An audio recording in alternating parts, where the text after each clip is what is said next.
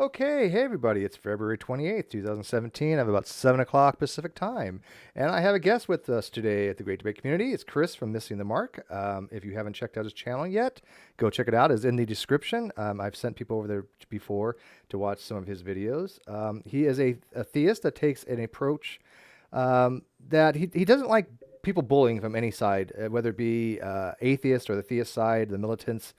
And he has some really good videos on the burden of justification that I really like because, as we know, I have a lot of videos on my own channel talking about the burden of justification because I think a lot of people misunderstand it. And I think that when people claim that they have no burden of justification for their belief, I think they're in error there. But anyways, Chris, welcome to the Great Debate Community. Thank you. So Be here. let's start. Go ahead and tell a little about yourself. Go give out your channel and a little bit about you. My okay, so my channel is called Missing the Mark, which is very eclectic. It's about, as the tagline goes, looking for meaning in strange places. So I like to look at all sorts of different things, not just theological, but philosophical things, as well as other stuff. I had a PSA about using neodymium magnets to help find studs. So all sorts of different things. I like to try to bring out interesting sides to subjects that mostly philosophical or theological that people don't often look at. And just I'm a programmer by profession. I've got a background in math, a master's degree in math, actually, and just a lifelong interest in theology and philosophy, and just sort of a great deal of curiosity about just about everything. Now, were you raised a theist? Were you always a theist? Sort of. Um, I was I was sort of raised Christian. Uh, I was taken to an Episcopal church starting at around age 6, I would say, 5, 6, something in that range. Um, and in in America, and it- m- so I was raised that way, sort of. I became an atheist for a very short period of time when I was about 14, somewhere in that range. I forget exactly. It's been kind of a few decades now. Um, but then it was after that I really got interested in apologetics. I did online apologetics for a while as a teenager, then sort of took a break from online stuff. Talked to friends a fair amount. Argued, a few friends in particular I'd argue with a lot over the years. But it sort of took a break and got more into talking with people about about the faith. I'm Catholic specifically. To me, the term theist doesn't really mean very much. Oddly enough, it means essentially not an atheist. Um, which so there's kind of an oddly circular element to that. So if you're not Where theist, you're an atheist means not a atheist. theist, Well, and theist means not an atheist. do you think there's a binary dichotomy there? I know that people like Matt Dillahunty likes to say that there's some kind of dichotomous thing that if you're not an atheist, you're a theist, and vice versa. Which I take a different approach. I do not think that they're dichotomous. I do accept that theism, or excuse me, atheism is the negation of theism. That's how it's defined. But there are other positions, such as apatheism, which I take when I'm online. I try to take a more apatheistic position, or theological cognitivist, or an ichtheist. I don't think you actually have to be categorized or one or the other. And I think it actually boils down to what actually you're trying to say. There's a member of our community you might know or have listened to before, G-Man, which he makes an argument that if you accept a naturalistic God, or you accept that somebody else accepts a naturalistic God, you can no longer be an atheist, which we find kind of odd. What do you think about that? Uh, I watched just a little bit of a video in which he was describing that. Because I tried to track it down. You'd given me a link, but there were like 12 people talking in rapid succession. I didn't know who any of them were, so I found that a little confusing. I found a different one. So, assuming he was talking about the same thing in that video, as that stands, the as far as I could tell, he was trying to make an argument, roughly speaking, that what defines an atheist is not worshiping anything, and since and he defined worship as roughly holding holding something to be the highest thing. And since everybody therefore holds something to be the highest thing, there can be nobody who doesn't worship things in that sense of worship. and therefore there is no such thing as an atheist in that sense of atheist.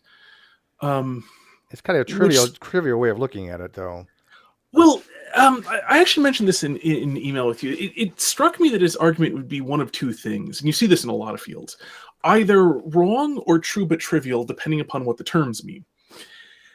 My guess was that he meant that, the thing I just described, which is, as you say, fairly trivial. I mean, I would phrase that more like there's no such thing as a sincere nihilist, or a fully consistent nihilist. Which is true, but kind of not a very interesting observation. And this is a problem with a lot of discussions that you find a lot of people talking past each other because they never define their terms clearly enough to really know what the other one's actually saying. So that was my best guess as to what he means. I mean, fairly obviously, there are, the thing I find vastly more interesting, I think what most people find vastly more interesting, is that there are people who do not believe in God. That's to say, believe that God does not exist. But do you mean as a supernatural God? Because obviously he's talking about naturalistics, and I think the whole question when it comes to the proposition, does God exist? For people, thousands of years, people have not wondered if a naturalistic God exists or not, because I think that's kind of irrelevant. If you want to label the sun a God, knock yourself out, right? I don't have to accept that it's a deity, right? Yeah, I mean, what people meant by that is itself kind of an interesting question, but I don't think one very profitable to spend time on at the moment. And let me clarify slightly. What I think vastly more interesting, and this is just what I find interesting, but what a lot of people do, is whether or not people believe in an uncreated creator of all that is. That too, especially to Christians, is really the big question. Because whether or not, for example, from my perspective as a Catholic, whether or not there is some being called Thor who has the ability to, has a really great hammer, is very strong, and has the ability to throw lightning bolts on occasion, is pretty irrelevant to me. Doesn't really matter. Could be, could not be. I don't really care. Doesn't matter, unless I happen to be in the right place and look like a giant, right? Well, Odin said he would get rid of all the frost giants, and you don't see any frost giants around, do you? Well, no, that's certainly true. Although on the other hand, there's Norse mythology is interesting, especially with Ragnarok and stuff. Where you're on the god's side, but they're all going to die. In a permanent sort of sense. It's an interesting mythology, but the point being, roughly speaking, to me, it's kind of irrelevant whether or not there are any contingent beings that happen to be significantly more powerful than us, even if they have supernatural powers, whatever you want to define supernatural as being in that context.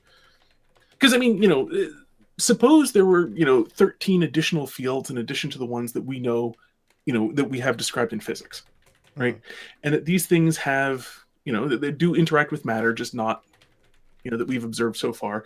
And there are some being that, is able to affect, one or several of these additional fields such that they could, summon lightning out of nowhere. Or, they could, cause things to transmute suddenly from one shape into another, all through manipulating these fields that we're simply unaware of. Well, kind of like water to wine, right? I mean, if somebody says they're an atheist to the Norse gods or the Greek gods, by the way, what are you drinking? It looks really good. Oh, that's Diet Mountain Dew. Oh, it looked like I thought it was like a screwdriver or something. I was like, no, unfortunately, it's just to make up for not getting enough sleep.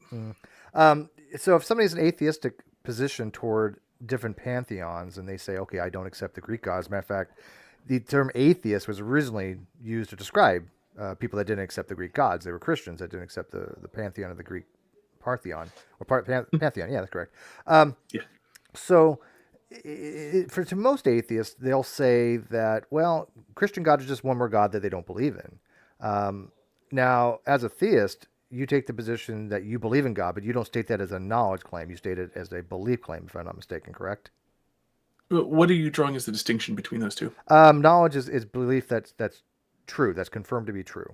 So a knowledge claim is to say something that you know something to be true, that you can actually demonstrate it using some type of methodological approach. I can say that,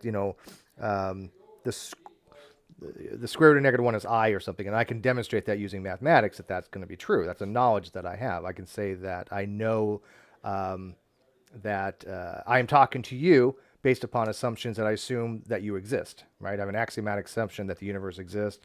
I'm a foundationalist, so I just right off the bat say, yes, the universe exists, other minds exist. I'm not a solipsist. Based upon those axioms, I can formulate a more coherent worldview, and I can say, I know something's actually happening. I know that we're communicating. So when you say that you know God exists, that's a higher level of burden and justification than just saying I believe God exists. Because as a theist, you've given examples of your burden that you've met. I think you give examples of why you believe in God in some of your videos. Not and you don't go into great detail, but you do kind of explain a little bit of your reasoning. Which, by the way, you're more than welcome to do here. And I think that is what meets the burden criteria. I don't think that, obviously, you have to demonstrate God exists to be a theist, just like an atheist doesn't have to demonstrate that God does not exist to be an atheist. That would be unreasonable for both positions. Would you agree? Again, it's going to depend exactly on what you mean by demonstrate. The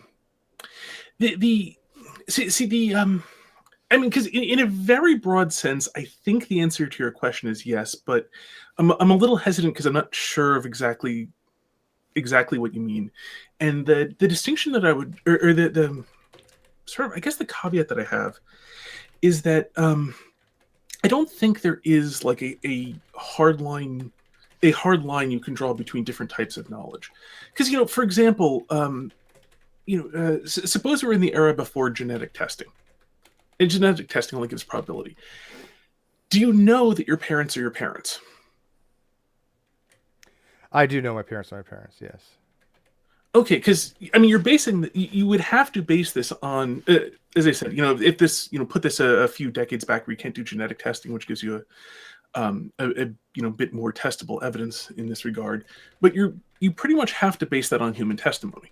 Mm-hmm. Your parents claim to be your parents. Sure. Everyone around you seems to accept that they're your parents. Yes. So, I could be wrong in that knowledge. I could be demonstrated that knowledge is incorrect. But based upon, I go by what's called RTB, reliable true belief, not justified true belief. And reliabilism is basically, is it something that I can rely upon? Do I have enough evidence to go about my daily business relying on something to be true? I'm also a pragmatist as well. Genetically speaking, I have markers that are similar to my parents that I can look for, like eye color and things of that nature, blood types. They match up. There's no inconsistencies in that data, right? So I can say that based upon my knowledge that I have of genetics or whatever, that I could say that with some degree of a surety that I am their son, right? It's not an absolute claim. It's not saying that it's impossible to be otherwise. So when we're talking about knowledge, we're not talking about absolutism. We're not talking about what is definitively, absolutely the case, but what we believe to be true, that we think comports with reality, and it is knowledgeable enough to take upon to be reliable and true. That's how I build my framework for knowledge. But can I point something out real quick from the live feed? I just turned it on. You were just on a channel called Escaping Atheism, not just too long ago, correct? Mm-hmm. And I watched a little bit of it, and I thought you did a pretty reasonable job. And the person in the live feed, I know it's a channel, so I don't know the person's name, so forgive me. But it goes by Max. Okay, Mannix. Max. Okay, Max. Taking the name from St. Maxwell Colby. Okay. Maximilian Kolbe. He and by the way, I love people in my live feed, so please chat away. He says this guy has an interesting definition of knowledge, incoherent, typical atheist that way. Yet this is a mischaracterization because I am not an atheist, right? I'm not an atheist. I've mentioned that before. My channel has hundreds of videos where we talk about these things, especially ones that go into great detail explaining that I'm not an atheist.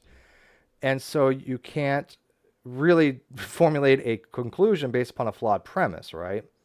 So it can't not be typical of atheists. And this is the kind of generalities that you and I have kind of like wanted to talk about when we see kind of militant atheists or militant theists making these kind of gross category errors because they're not really listening to the conversation or not really understanding people's positions, right? Yeah, there's one asterisk on gross generalizations because yes, I agree with you that there are far too many gross generalizations. It's kind of impossible to hold any sort of conversation without making at least some generalizations and relying on people to understand that generalizations are obviously going to have exceptions. So I think that there's some reasonable threshold of making general statements, especially if it is either very implicitly clear, or if you state ahead of time, sort of the selection criteria of who you're talking about. But that being said, yes, there are far too many gross generalizations that go on. Mhm. Yeah, I'm not sure his argument that my reasoning is not. I mean, he says it's based upon materialistic assumptions. I have not made any materialistic assumptions. My position stems from foundationalism, not materialism. My foundations start with the axiom that the universe exists. Because without that primary axiom, I cannot even begin to try to evaluate anything else. Right? Any empirical data I have is in the light that the universe is real. Hmm. Yeah. Also, that memory works. Yeah. Well, yeah. There's quite a few smaller axioms that you have to kind of go and postulate. The three primary ones that I go by are: the universe exists. We can draw inferences from the universe based upon observations of the universe, and that because of those inferences, we can make predictive modeling, and more predictive modeling that's more utilitarian, that has more function than non-predictive models, is a better way to go. So those are things we can't prove. Those things we have to take axiomatically. Mhm. You also can't prove that memory works. It's a fairly big. I mean, because any proof that memory works would have to, be across time, Well, and yeah. at which point, your starting conditions, you can only rely on memory for them to actually have happened. Um, but yeah, so I mean, there's several. But yeah, I understand the basics of foundationalism. I would say, based on your previous description of knowledge, I would say that I do take, um, in the sense that you described, in which knowledge is our best attempt to know that which is true, and um, using the threshold of, um, it seems sufficiently true so as to base action upon it. Then, in that sense, certainly, I think that Christianity is true because I live as a Christian. Hmm. That's to say, I base my action upon Christianity being true because I believe it to be so. So, I mean, in that sense, I would take the existence of God and so on to be knowledge, as you described there. I mean, well, yeah, we Because kind of are otherwise, I differing could on the word be acting knowledge upon the there. idea that God exists, right? Well, I mean, are you making the claim that God does exist without? I mean, do you say that you know with certainty that God exists? Well, you didn't describe. You define knowledge as not having certainty a moment ago. I mean, that being said, see, this Right. Wait one these sort of second. I want to point out that that's why I'm asking, because I don't find knowledge that has certitude. So I'm yeah, and asking I'm your saying position. using the definition of knowledge you had just given me, Hmm. which is about where the criteria for knowledge is, seems sufficiently true. Seems sufficiently true that you act on the basis of it being true. Do you take it as knowledge as it being factual? Like, can you demonstrate that? See, when you make a knowledge claim, you have to be able to demonstrate it factually, right? Because it is a knowledge claim. It's an epistemic claim. If I say I know my parents are my parents, I could actually go. I could get the DNA test. I can get mine. I can show scientifically that I am their child, right? How do you do that with a Okay. knowledge claim of God? Well, the most straightforward. Okay, the most straightforward ones are generally speaking. Actually, can we hold off on that for one Sure, second of because I course, want to lay out a absolutely. little bit more foundation Yes, absolutely. to this. Because now, for example, do you know that your parents love you? I have great reason to. Well, first of all, my father's passed away, but I do have.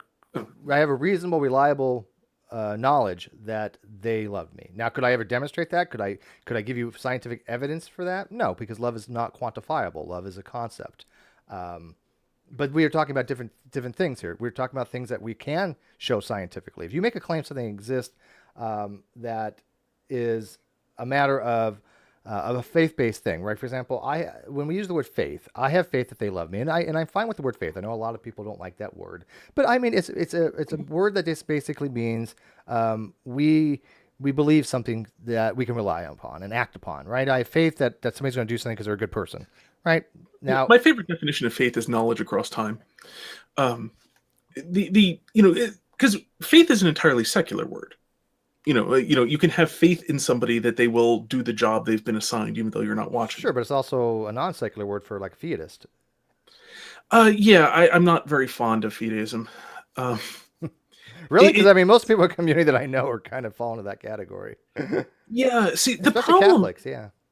uh, um, well, Okay, again, you may find some people may have different definitions of fideism than the one I'm thinking of, but fideism, which consists of see anything which consists of trying to use the word faith to mean something that is counter to reason, is something I find deeply odious, and that is Catholic doctrine, incidentally. That faith Hmm. is not in any sense a contrary thing to reason.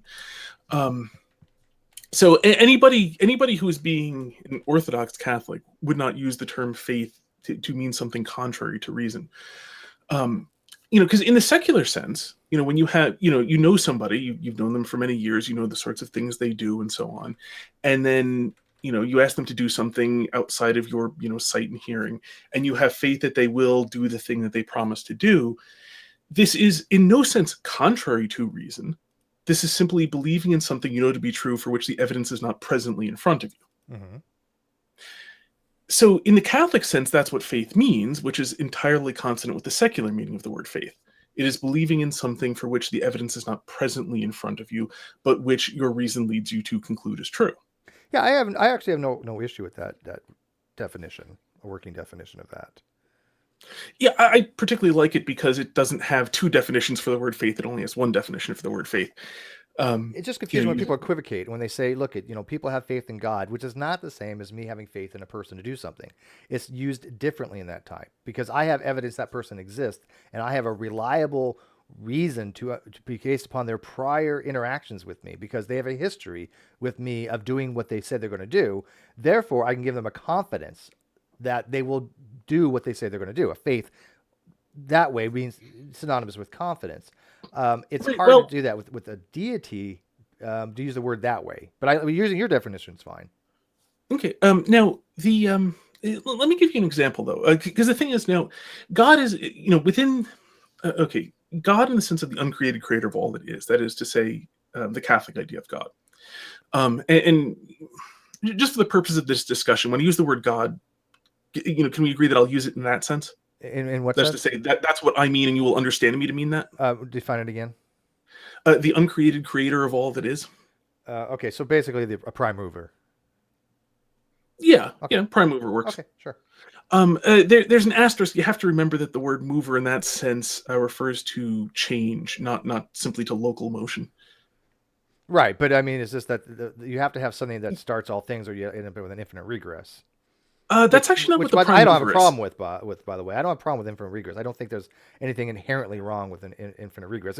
We try to avoid them, but I don't think there's anything logically wrong. I mean, I don't take that axiom of the Munchausen trilemma. I take the axiomatic approach because I think it's just works for me, right? I mean, I don't care what somebody takes. Some people take Yeah, circularity, but whatever. yeah. No, just listen. The thing, the thing that starts it off, which is actually that's more like the Kalam cosmological argument, which originates from. I mean, as the name implies, that's more of a Muslim thing.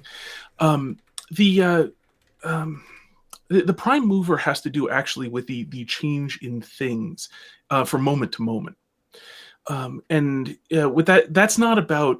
Now, I mean, if you can actually have an infinite universe, by the way, you should be able to traverse the negative integers in order, which you mathematically can't do, because you could establish correspondence properly and so on. But in any event, let's leave aside whether or not the universe had a beginning, because it's kind of irrelevant. The prime mover is actually not about whether or not the universe had a beginning. The prime mover is about how it is that one moment can change into the next moment. That is to say, how things can change in that momentary thing.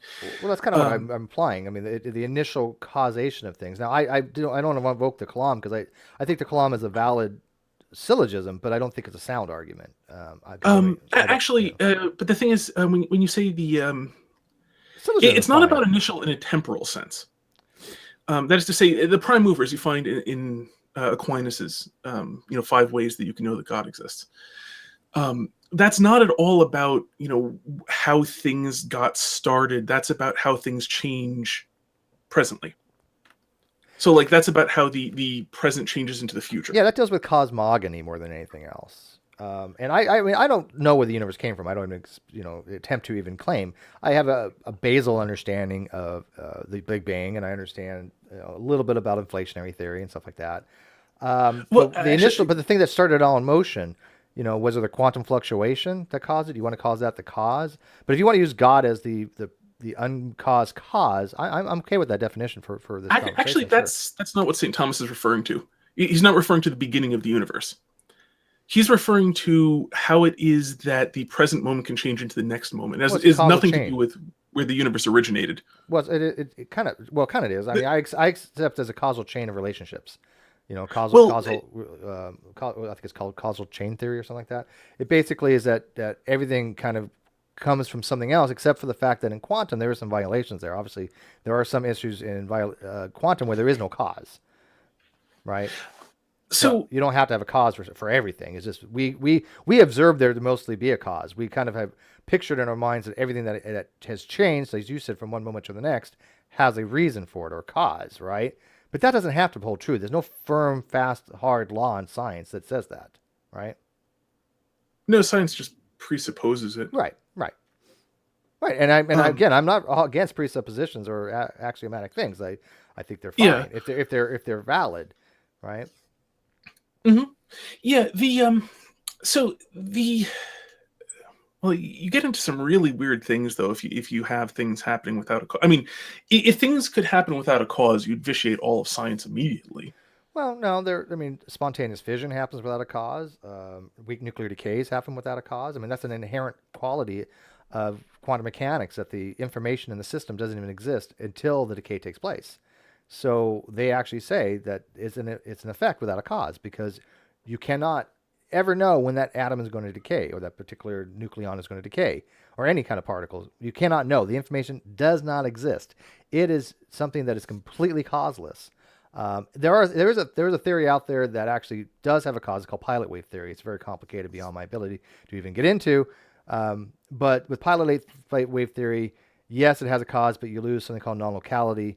But I don't know how many people actually subscribe to it. You'd have to ask probably people in our community that are much more well-versed in that type of physics than I am. But there is such a thing. No, I've heard of pilot wave theory, drawing essentially as an analogy from pilot waves in two-dimensional surfaces yes, exactly. Of what fluids. Yeah, but, like a boat going through a ship. Yeah, I mean, both go through the water. Sorry. Pardon me. Yeah, the sorry, there's something. Oh, the things happening without a the things happening without a cause is referring to, in that case, a deterministic cause. Yes. But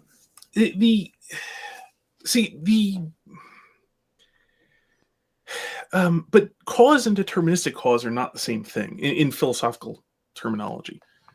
A deterministic cause and a cause is not. Well, it's one type of cause. There's many different causes. I mean, even it doesn't. Correct me if I'm wrong, but doesn't even Aristotle have 4 different kind of causes: final cause, efficient cause, material cause, and I always forget the 4th one.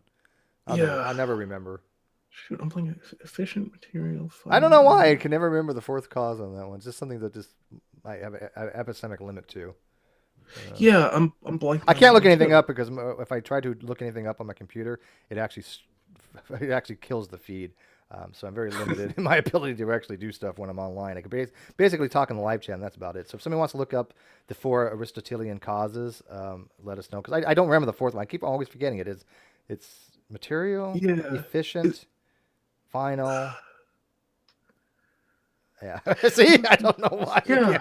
But anyways, unimportant. Yeah, we know there's 4. Yeah. Reading about them just a few months ago too, and still I'm blanking on them. Formal cause. Right. Yes. Formal cause. Yeah. Formal cause. Thank you. So when we talk, the other problem with talking about quantum mechanics, by the way, is that there are, quantum mechanics has, several different interpretations of it as well. So that, there are the things that have been demonstrated experimentally. Mm-hmm. There are the things that are implied by the theory, although there's the asterisk on the theory in that the theory itself is... especially from a mathematical standpoint, not all that it can be. I remember in particular, back when I was in college, I was dating a young woman who was she's a math major but also physics, and when she saw some of the techniques used in quantum mechanics, she got really disgusted. I think by renormalization in particular, Ugh. which is, if memory serves, and it's been a long time, that's the one where you've got formulas that essentially where terms go to infinity, and you just cancel out the infinities. Yeah, And well, normalization initially, basically everything's set to one, right? A normalized system is you basically, if I say C is equal to one rather than the actual value in kilometers, I've normalized it. In quantum, you normalize things to one, and then renormalization, you have things that blow up. You have these limits that blow up into infinity, and you're trying to get rid of them. I've never actually worked with that, so I wouldn't want to because quantum is hard. I mean, let's be realistic. Quantum is not easy stuff. yeah, my understanding when I read up on it, and also from the way it was described, is there's a point at which if you simply get rid of a portion of the equation and substitute in a different number, then it everything, Yeah, the you don't want things to calculations all blow up. work. Yeah, you don't want things to blow up, especially when like quantum mechanics and relativity, they don't work well with each other, right? Yeah, well, in particular, this one that was not even mathematically valid. It's just if you do this, it happens to produce very good, very accurate predictions. It's simply not a mathematically valid thing to do. Well, I don't know. I mean, Is my it is There's a and it isn't. particular trick that's done It's a that trick. I've It's a heard trick. described that Well, way. I look at it this way. For example, when because you're a math guy, so we're going to delve into math a little bit. Not my expertise here by any means. I'm not even going to say it is, but I like math a little bit. But So no formulas, we no promise. formulas. But the live feed is going to go nuts because they hate math in live feed. My audience does not like math for the most part. There's a few people do. Obey theology, rational, but the rest is just like, what the hell does it got to do with atheism and theism? But you probably have heard, things like, when you take like a Riemann sum, or you take some kind of a summations, sometimes using analytical analysis, you can make them work out to different things. Like that whole 1 plus 2 plus 3 plus 4 usually is a divergent series, right? And that should blow up to infinity, right? But we can, I guess, renormalize it, I guess would the word be. Or we can change it using Remagen. I can't pronounce the guy's name, but you know what I'm talking about. And we can use a summation technique of analytical continuation to make it come out to -1/12, right? But we all know that 1 plus Actually, I 2 haven't plus heard of 3. that one. Really? Yeah. 1 plus. What's the name of the guy? You know what? This I will try to work out. He's a Arabic mathematician. So I can't pronounce his name. If somebody might have to look in the live feed, or usually have people looking this stuff up for me. Who can sum positive integers and get a negative number? Yeah, because it uses a form of analytical continuation based upon what's called the Zeta-Riemann function. It's really strange. It works. I've actually back in the day, a few years ago, I actually tried to work it out a little bit. I tried to really understand the Zeta gamma. What is it? The gamma function, which is the Zeta-Riemann function, which has to do with factorials. For example, if I say like gamma -1 is equal to something like 1 factorial, I think it is, or something. I would have to use Wolfram Alpha. I don't even remember anymore. But it is a way of making the summation come out to something else. Another example would be like a telescopic series. We have like 1 plus -1 plus 1 plus -1 plus 1 plus -1. You think it would be 0, right? But it isn't. It actually, using analytical continuation, comes out to be 1/2. So it's just different ways of doing something so you don't have these weird things come up. And they are valid techniques. Matter of fact, they had found that the analytical continuation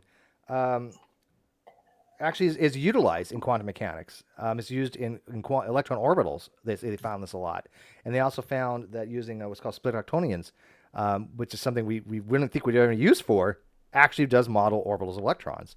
So even these mathematical models that weird ways of doing these analysis to eliminate these blowing up of things, they have practical uses. Yeah, thank you, his name's Mathema, so in the live feed he knows math. It's called the Riemann Zeta -1. Thank you. Yeah, it's not a convergent sum. Yeah, I never want to say it's convergent sum. It is definitely a divergent series, but it's the sum of all natural numbers, and that's what it comes out to be, is -1/2, because it's the Riemann Zeta -1, or the gamma function. But Okay. So you're talking about you're talking about by extending it. you're talking about so, okay, I'm sorry, I don't know the terminology, but I think I understand what you mean now. Not that there is an alternative way of doing the exact same thing as the way sum is defined in, say, according to the piano axioms. Because I looked it up, Right. in analytic continuation, just super, reading from Wikipedia, but is a technique to extend the domain of a given analytic function. Yes, that's exactly what it is. Yeah, so that's not there's a sum that extends this into complex numbers. Yeah, because Okay, that's why it's so Riemann's added. Riemann, if you remember, the Riemann function dealt with, or the Riemann hypothesis deals with that little band of positive and negative right by the zero. Again, it's yeah, been it's been so long since I looked at this stuff. I'm not even going on further because I'm gonna sound like an idiot at this point. yeah. Because I unfortunately, it's been a long more time than a since I looked decade in this since I kind of took math. complex Yeah. analysis, and my professor had a tendency to show up quite late every day. I wish I would have known back then though when I took higher math what complex numbers really were. I recently in the last, I don't know, 5 or 6 years kind of realized that complex numbers are just a version of rotation. That's really that they Yeah, are. that seems to be what everyone does with them, which is a It's very, very strange thing. But they turn I, them into polar coordinates, and then yeah, to do me, but trig it functions works, based on right? them. It works. Oh no, it does. I mean, people actually, in a more general sense, because that stuff's kind of off in the weeds. But there is a very interesting thing to be described in here, which is that one of the very profitable things to do in mathematics is to come up with ways of translating one problem space into another problem space.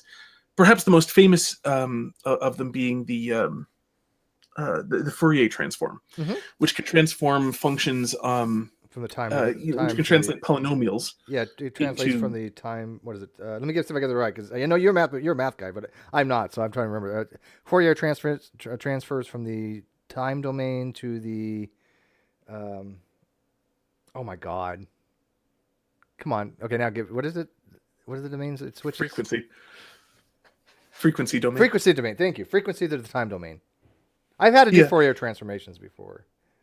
yeah. I mean, in their more general sense, they translate from polynomials into infinite series of cosine, sine functions or cosine functions.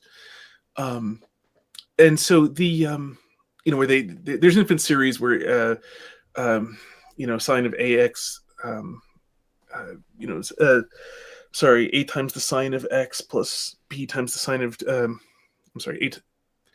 Anyway, they're coefficients Math on is both evil. the That's all that frequency. matters. Anyway, Math is evil. the point is you can have infinite series of sine functions or infinite series of cosine functions. And as you say, it's extremely useful, especially in anything like sound, although even in images too. But sound is probably the biggest one, where the whole advent of the MP3, which was able to achieve such amazing compression in sound, because all of the sounds we actually listen for are vastly more predictable than their individual amplitude components, because our ears and brains listen for frequencies. Mm-hmm.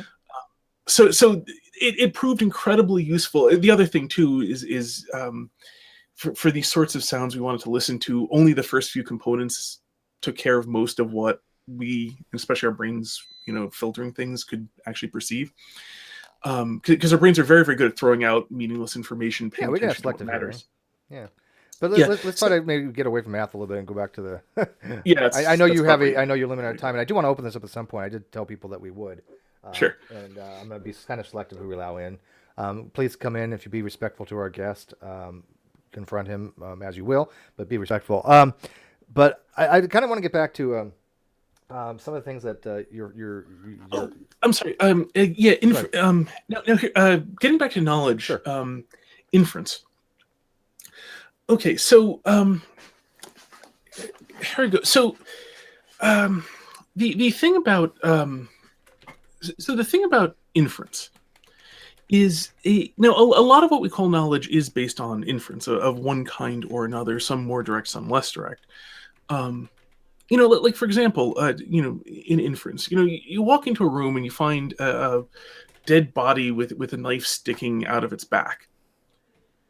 You generally infer the existence of a murder, especially if you grant me some of the details, such as it's not likely a person jammed the knife into a door and backed into it, etc.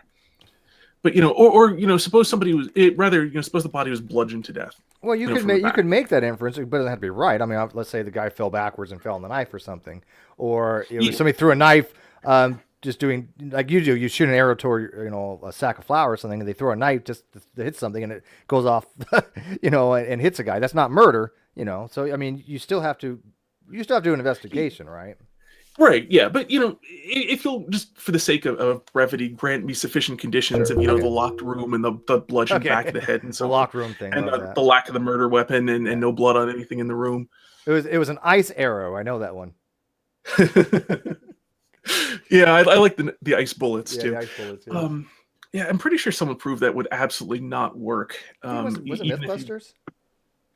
They may well have done that. I mean, there are some odd, there's some details on that. If you go to subsonic bullets, I believe, because there are reasons, but it probably wouldn't pierce. I don't mean, how much would it pierce your skin? I don't know.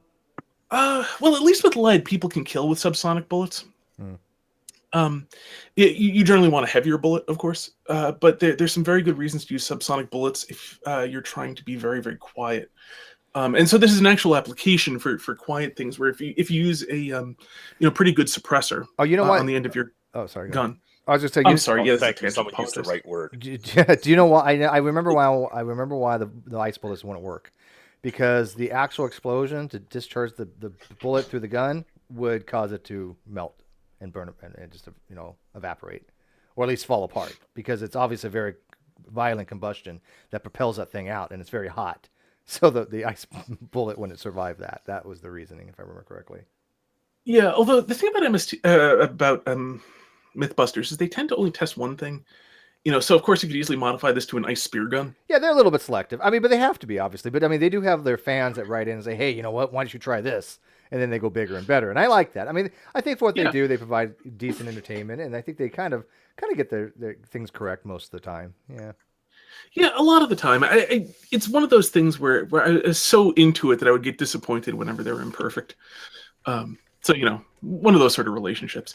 Anyway, I apologize. I'm terrible with digressions because I do find pretty much everything in the world fascinating. No, that's cool. I don't mind at all. But going about inference.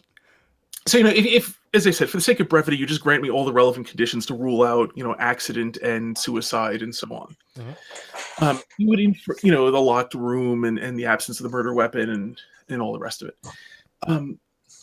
You would infer the existence of a murder. Okay, let's go with that. Now, I have a question, Chris or Martin. Mm-hmm. Oh, by the way, pseudo me Chris me pseudo. Oh yeah, Chris. I'm starting to love does the person with the knife in their back own a cat?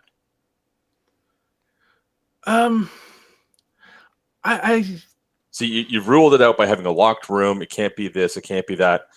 Just like you're not going to back into a door with a knife and all, then juggling knives and stabbing themselves in the back. But do they own a cat? I don't know. See, I guess I'm imagining if they do own a cat, it's completely explainable. The cat did it.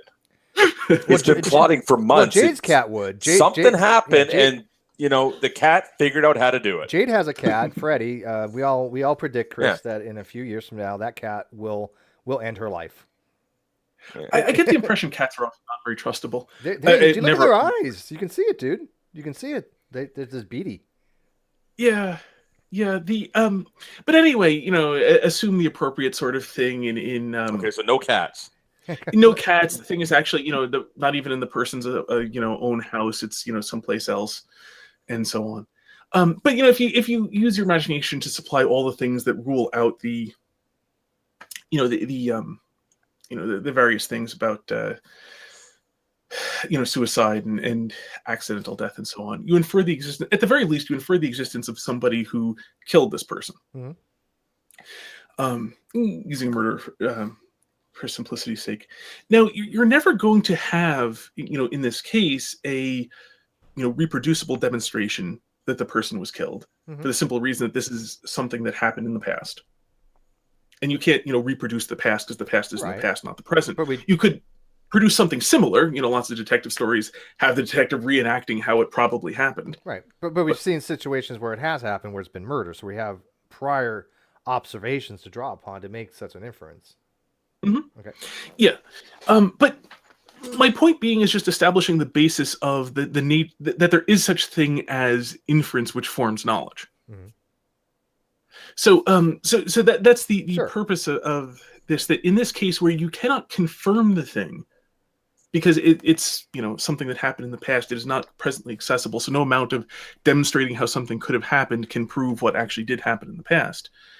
And we can use the inference, but we do use inference to know that something exists, even though we can't, in that sense, demonstrate it using repeatable experiment. Well, we can say that something we know exists. For example, I was just talking today.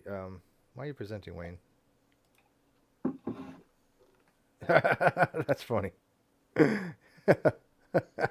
Guy laying face down. Okay, check off. He's dead. Okay. Yeah, no. We definitely can make inferences. But like I said, they're based upon things we have observed in the past. When we say that, when you're saying God exists, though, we have never demonstrated that to be the case ever, right? We have nothing to draw upon to even test our hypothesis for God to be an explanation for anything. And well, within creation, certainly. Yeah. I mean, the entire nature of God being unlike creation means that nothing in creation is like God. So, I mean, it is absolutely the case that you could never, in theory, demonstrate anything like God because, within, having the same nature as us. Yeah, and that wouldn't be the situation, though. It doesn't have Sure. the same nature as us. Yeah, nobody can compare what we would be to what a theoretical deity would be. And I'm not saying your position is incoherent. It's not. But it's just when people make a knowledge claim about God, I think they kind of don't meet their burden on that, which kind of ties into what we were talking before when your friend Max from Escaping Atheism, he says atheists haven't met their burden of proof, which to me is nonsensical. An atheist is somebody who doesn't accept what you're saying for that prime mover, or that I think the term you used was the non-cause cause. The phrase I used was uncreated creator. Uncreated creator of all things. If somebody just says, "Look, I don't have any reason to accept there was an uncreated creator of all things," any different than I have any reason to accept there's Zeus, then that is a coherent position. That is a rational conclusion based upon their line of reasoning. Now, is it right or wrong? That's something, that's a totally different question, right? There's a second thing, which is that it does present, because I mean, here's one thing about claims that for some reason a lot of people don't. I'm not sure why I don't seem to get, but negative claims are almost invariably convertible into positive claims and vice versa. I couldn't agree. I mean, in a logical sense, this is absolutely trivial because you can just double negate something. Yes. But in any event, this is, however, the same as the positive claim that the world we live in, a contingent world where things exist and happen, just that far, makes some sense without some sort of uncontingent grounding. Which itself is, if you want to, if you want to claim that the world is rational, which not all atheists do, there's certainly plenty of atheists who simply reject that reason works at all. There's just as many militant irrational atheists as there are militant irrational theists. Yes, I probably have less patience for the irrational Christians. What's funny is I actually have the people that thumbs down my videos more often when it comes to these types of discussions are the militant atheist. Believe it or not. I mean, we have one atheist in here. We have one theist besides you and I. Pseudo's an atheist. Wayne is a theist. I never said that, Steve. Well, you are. I have never stated that. Okay, you are. Well, okay, what is your position? Agnosticism? I've never stated that either. What is your position? I've never stated that. Okay, he has no position. Well, he has an unstated position. He's not. Okay, I can say this. Able Pseudo's not a theist. to go at both sides for their own stupidity. Pseudo's not a theist. How about that? That we can definitively say. Yes. Okay. I don't never mischaracterize people's positions because that's what people do with me all the time, obviously, right? By the way, what is your position? Because actually, I think I may have accidentally mischaracterized it because I was under the impression you had said you were an atheist. No. I've never ever said I'm an atheist in any video I've ever had or any time I've been on YouTube. I am an apatheistic, agnostic, theological non-cognitivist, and a weak one. Let me just explain what I mean by that because people don't give me the opportunity to actually explain a lot of times. The short answer is if G-Man was here, you'd be an atheist. I would be an atheist toward his God. Yeah. Right. Now- Except that he doesn't believe that you'd be an atheist. Right. Well, it's funny. No, yeah, he doesn't believe that the atheists exist, right? But he also maintains that I'm an atheist. There's a contradiction in there somewhere. It's the weather controlling machines. Only if he Yeah. can hear you. Yeah, it's weird. But I say I'm an apatheistic person because when I'm online, I don't really care to get involved in the religious or theological aspect of the claims, right? When we had like Dr. Hugh Ross and Dr. Fuzrana from Reasons to Believe, I didn't want to get into the religiosity of the conversation, right? Because I don't really subscribe to their concordance approach, but I respect them immensely. I mean, I've grown very fond of both of them. And by the way, Wayne, Anastasia just messaged me today. She's the secretary for RTB. So she checks up on us. I want you to know that. What did she say? I had a tweet out talking about Dr. Ross saying that he would debate Dr. Safadi, and she had caught it. She actually pays attention to my tweets. And she said, asked me when did he say that, because she said he would never do it. And I told her about the hangout we had and stuff like that. She's like, oh, that's interesting. She's like, I was just curious. She's like, I just want to check up on you guys too and see how you're doing. But anyways, long story short, the agnosticism that I have stems from the fact that I like to evaluate, again, each conversation and each dialectic individually and each position on its own merits, right? And I have so many military atheists that are just shit at having a conversation. There's their position or not. God does not exist. That's it. Move on. Religion and everything is a mental disorder. I find that to be the most base, worthless types of conversations. Okay, Come on, Steve. And I'm Come knowing on, you. Steve. All babies are atheists. So are the rocks. Yeah, that's a bionic dance argument that she argues. That But babies it's the are same. atheists. It's the same thing. Yeah, I mean, but would you agree, Chris, that those are just worthless conversations? For the most part, yeah. For the very simple reason that you can state the disagreement very simply, and it's so incredibly fundamental that there is nothing further to talk about. Yeah. Yeah. And the other thing is the theological cognitivists, again, very weak. I just think that a lot of your words are not well defined. Even like the term Trinity, I've never ever heard a really good cogent definition or modeling of what the Trinity actually is, whether it be Mysterianism or modalism or whatever. They're all it's very just frustrating to me trying to work around the nuances of the type of words that are used in relationship to these discussions. So, well, on the plus side, just as a detail, Yeah, the plus side, that actually means it has the possibility of being true, for the simple reason that anything which describes something which is utterly unlike us can't be well defined, or it couldn't apply to that thing which is utterly unlike us, because all of our words come from things that are like us. Yeah, but that That's the still Sarah contingent. that goes into the non-cognitivist approach, though. I mean, if you can't define what somebody means by Trinity, how can I really try to falsify it or address it or understand it, right? Because I don't think a lot of people even know themselves what they mean by when they say Trinity. Well, when I think of Trinity, I think of it a little differently. I think of it more like in a math term. So, if you think about sets, right, you can have different sets. You can have an infinite amount of sets, right? But different sets can be equal to each other, even though there's an infinite amount of sets in set A and an infinite amount of sets in set B, and etc. But even though they're different sets, they can be the same. So. I don't know how that applies to the Trinitarian concept, but I mean, the thing about, there's a reason why the Trinity is described as a mystery. That is to say, nobody particularly understands it very well. And to situate it properly within Christianity, it comes under the category of things that we don't... Are you familiar with the distinction between natural theology and revealed theology? yeah, natural theology is more just looking at naturalistic approaches to drive the conclusion of a deity existing of some sorts. Well, it's more than just existence. Natural theology is whatever we can know by the application of reason to creation. That's to say, the natural world in which we find ourselves. Okay. Mm-hmm. That's natural theology. So, there's a bunch more you can say, like that. Without getting into the specifics for time reasons, as opposed to revealed theology, which is things that we can't, things that would technically be in the realm of possible, but by no means are necessarily the case. Simply drawn from, examining the natural world that God has, told us about. in a simple sense. Mm-hmm. Obviously, within this description, I'm describing this from the Catholic perspective, the Christian perspective, more generally. So obviously, it's presupposing that God exists. So that's the distinction that Christians draw between natural theology and revealed theology. So the Trinity comes under the category of revealed theology, which is to say, this is something that we don't particularly understand, but we've been told it, so it makes a lot of sense to hang on to it because we're told it by an important source. But that's not nearly the same thing as understanding it.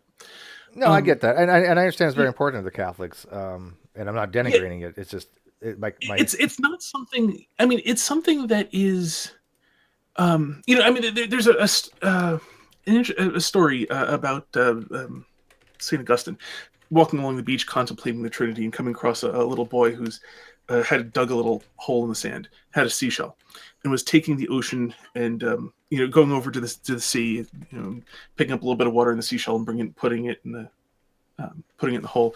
And he asked the little boy, "What are you doing?" And the little boy said, "I'm putting the ocean into this hole." And he laughed and said, "It's impossible."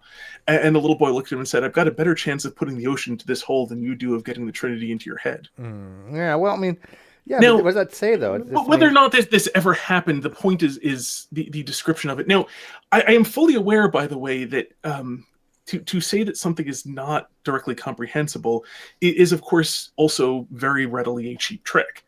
It's very, very easy to say, like, I've got whatever, and, we just can't understand it. Look at the waving hands and don't think about this. So I fully appreciate that by describing it as something that isn't going to make sense to us, there's no on its face way to distinguish that from raving nonsense or something that's being a charlatan.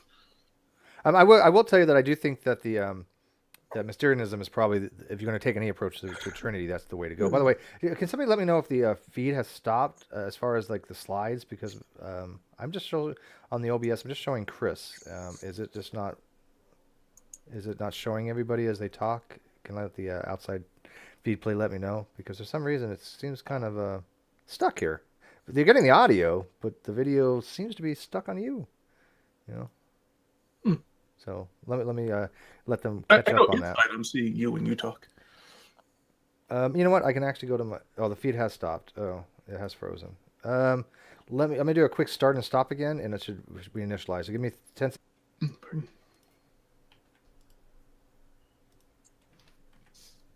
Okay. No, it didn't. But let me see if I can fix this real quick. You guys could still talk while I'm doing this. I'm just going to do a new capture here. So window capture. I'm telling you, the technology. It's so funny because we were talking about this earlier. Technology, right? Yeah. Well, see, this is one benefit to being a programmer. I have an understanding of just how incredible it is that any of this stuff works at all. So it's much easier to maintain sort of a positive attitude that it's so amazing that it works at all. That when it does fail, it's just sort of. I view it as the failure as normal and the working as the exception, and it just helps me to keep a sunnier attitude on interacting. That's a good way. Yeah, exactly. When it works, that's the exception, not the rule, is it? I mean, there we go. When you look at all of the because I've looked into how microprocessors work and so on, and you look at that down at that level, and all that stuff has to actually work, and then you look at the programs on top of it that have to, because a program has to be almost perfect or it can fail catastrophically.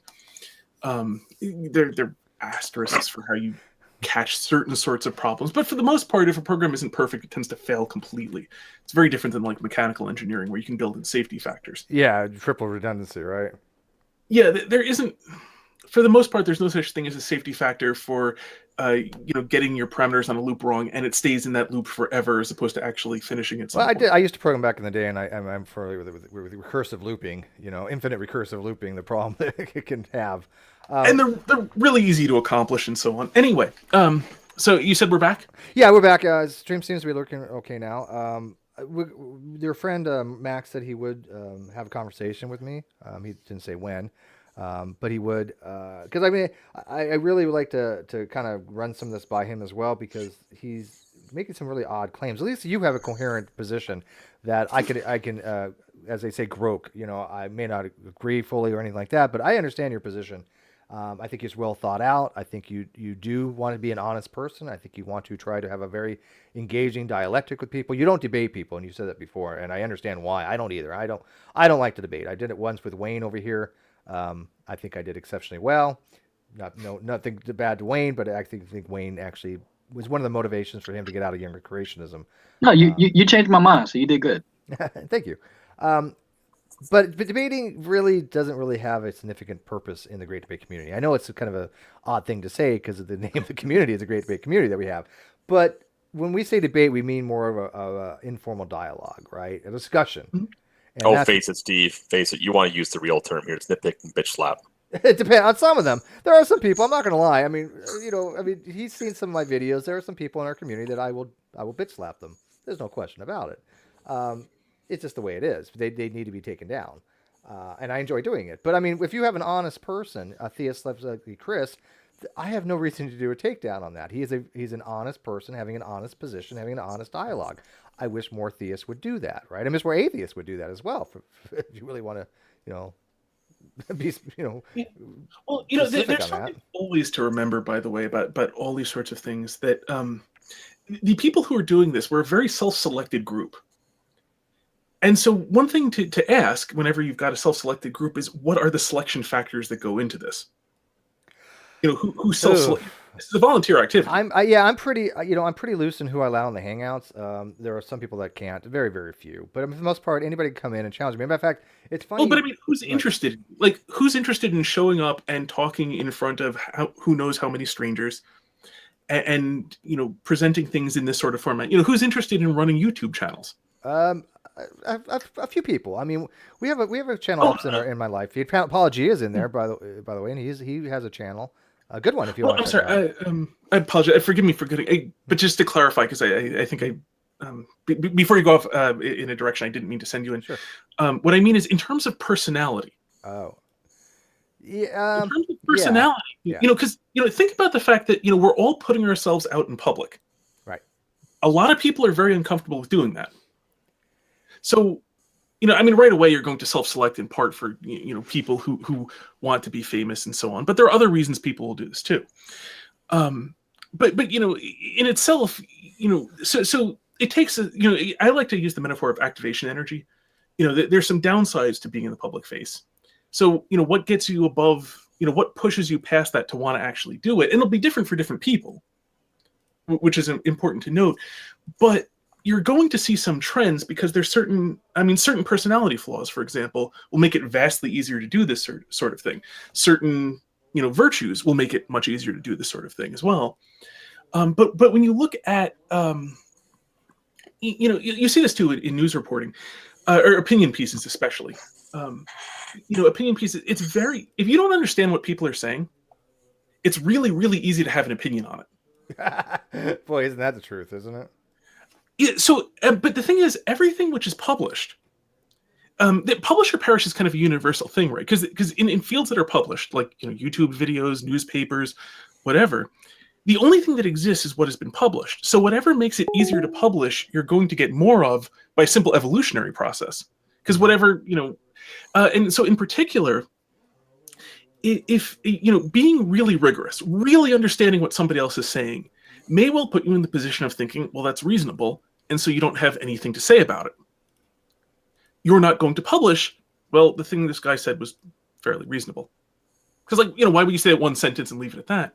Somebody who doesn't understand it, by contrast, is going to be able to be all fired up and talking about what an idiot this other person is and how they're going to destroy the world through their idiocy. And so, and here's the thing, I'm not talking about temptations to an individual. I'm talking about selection factors in the population.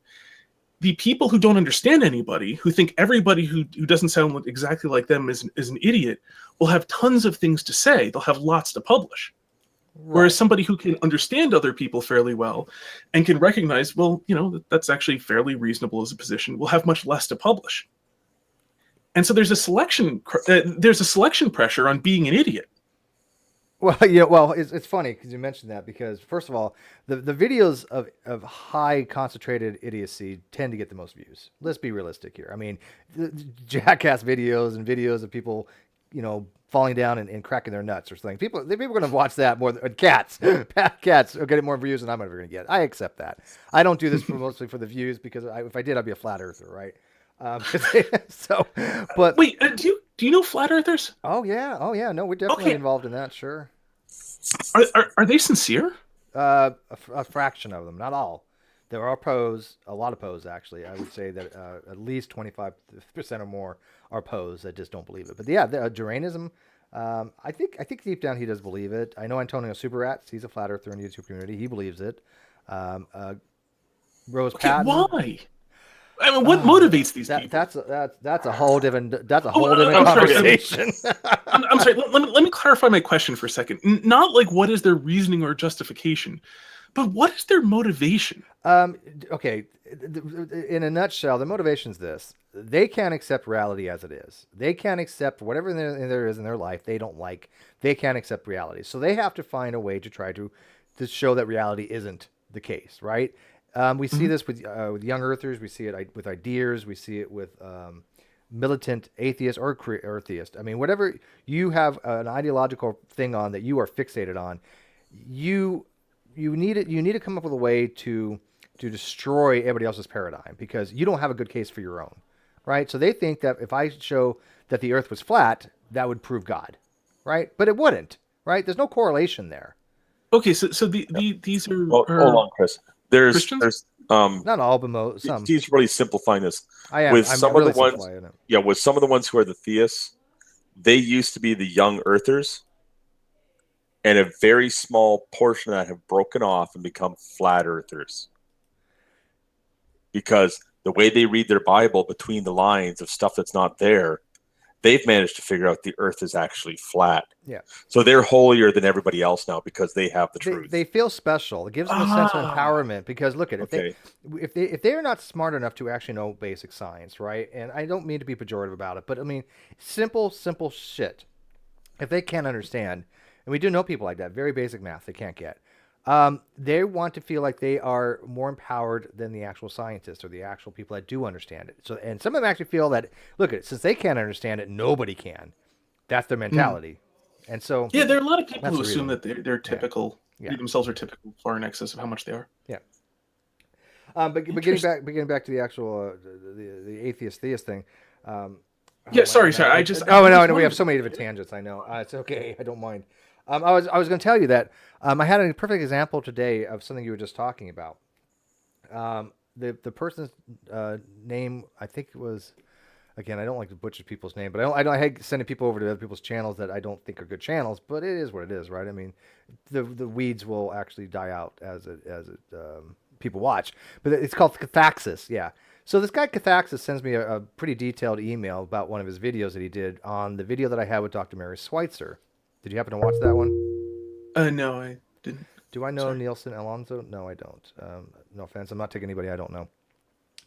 So anyways, what he did is he took this video that I had with Dr. Mary Schweitzer, who is a very famous paleontologist that found the soft tissues in the 65, 68 million year old dinosaur bones, right? And she very, very rarely does interviews. She's been on CNN, I think it was, or BCC, and some other forums, Mass. But it's been several years since she's done an interview. But she was gracious enough to come on the Great Debate Community and have a conversation with us. This guy made a video about it and just butchered it to no end. Just was making all kinds of ridiculous claims. He butchering basic logic, but basic science. And so, like you said, when you're putting yourself out there, you know that people are going to do this at some point. I have it happen a lot to me. Again, just happened today. Somebody said, "Oh, well, the very title or the very description of the video, Chris, said something to the effect where this is a analysis or something of the Clown Car, an atheist show on Steve McRae's channel, and yet 4 people in that hangout were not atheist." It's like, okay, so you don't even do your due diligence, right? Because my channel's not about atheism. I'm not an atheist. My channel's set up to have just conversations. And yet they said that everybody in there was like atheist. And yet, no, we had Dr. Fiona Robertson. She's a theist. Jade West. She's a theist. Mary Schweitzer is a devout theist. And so Oh, I agree with let me you what you say apologize, about by the that. way. I Sure. actually said you were an atheist in a tweet, so I apologize for that. I'll No correct problem. that afterwards. No problem. Yeah, I don't mind when people make an honest mistake, right? But there have been people in this community that I've corrected numerous times, and they still, refer to me as an atheist. Like, no, if that was my theological position, I would say that, right? But do I think atheists Yeah. have a good position? Yes. Unlike your friend escaping atheism, I don't think he has a coherent position. I think atheists have met their burden, and then some. I think the theist has a much stronger burden of justification, but I think equally they could be met. Yeah, there's an asterisk. The atheist does have a burden. If the atheist wants to claim that they live in a rational world, they do have a higher burden to show some sort of rational, basis for the living in a rational world. Well, I don't See, mean by 'cause- higher. The theist has a higher burden. I mean, the atheist just has to say there's two types of atheists: positive and weak, right? Strong or weak. Mhm. I don't really adhere to people being the weak atheist. Now they can do it; it's a fine thing. I know it's a definitional thing, but you know as well as I do. You've done your research that basically when people talk about atheism, it is historically, and Stanford even defines it as it basically as a positive assertion of a disbelief in God or rejection of theism, right? Mhm.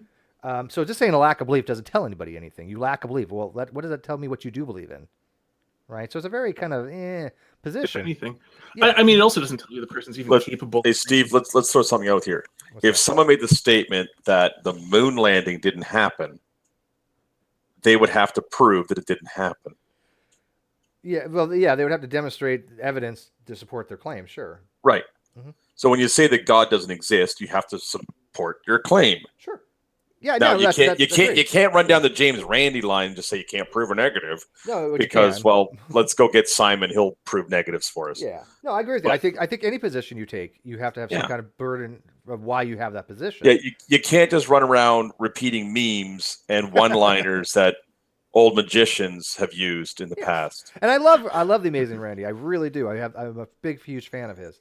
But there's an actual conversation, and there's memes and tropes and shit, right? So That's not an argument. yeah, I agree with you there. But that's what I've been trying to get across for the longest time, that these atheists are going to have a much stronger position if they do acknowledge their burden and meet it, and then even succeed it. I think it's not hard to do. So when your friend, escaping atheism says that atheism is an incoherent position, I think he's absolutely wrong on that. I don't know where he's even coming up with that from. Well, there is this thing though. Sure. Okay, why is the universe? I mean, for example, like why does the universe follow any sort of rules?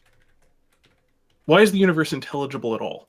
The natural universe. Well, why does it have to be? Why? I mean, we infer things from the universe because we just happen to exist, right? And I've used the analogy before that colors don't exist; they only exist because we perceive them, right? We can show blue to be a specific wavelength or frequency, but the color itself, the perception, the qualia, is only in our mind.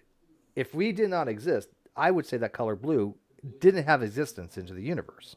So when you say, what's the thing of the universe may exist independently of our existence, right? We may have nothing to do with the fact that we exist. We're just a part of it. But the universe would exist whether we are here or not. Does that make sense? Yes. Okay. But what I'm talking about is there is a universe, but the thing is, in general, we all tend to believe that the universe is at least reasonably rationally intelligible. I think what you mean by that is that can we observe the universe and form explanations and modeling, intelligible modeling? Then sure. Can we understand the universe we live in to some degrees? There might be things we may not ever be able to understand. I think we do have epistemic limits.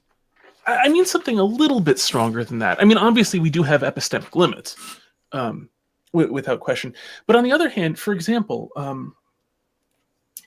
there are two approaches. There's the betting approach, wherein you hold that, wherein you hold roughly that we don't know anything, and all we do is make bets.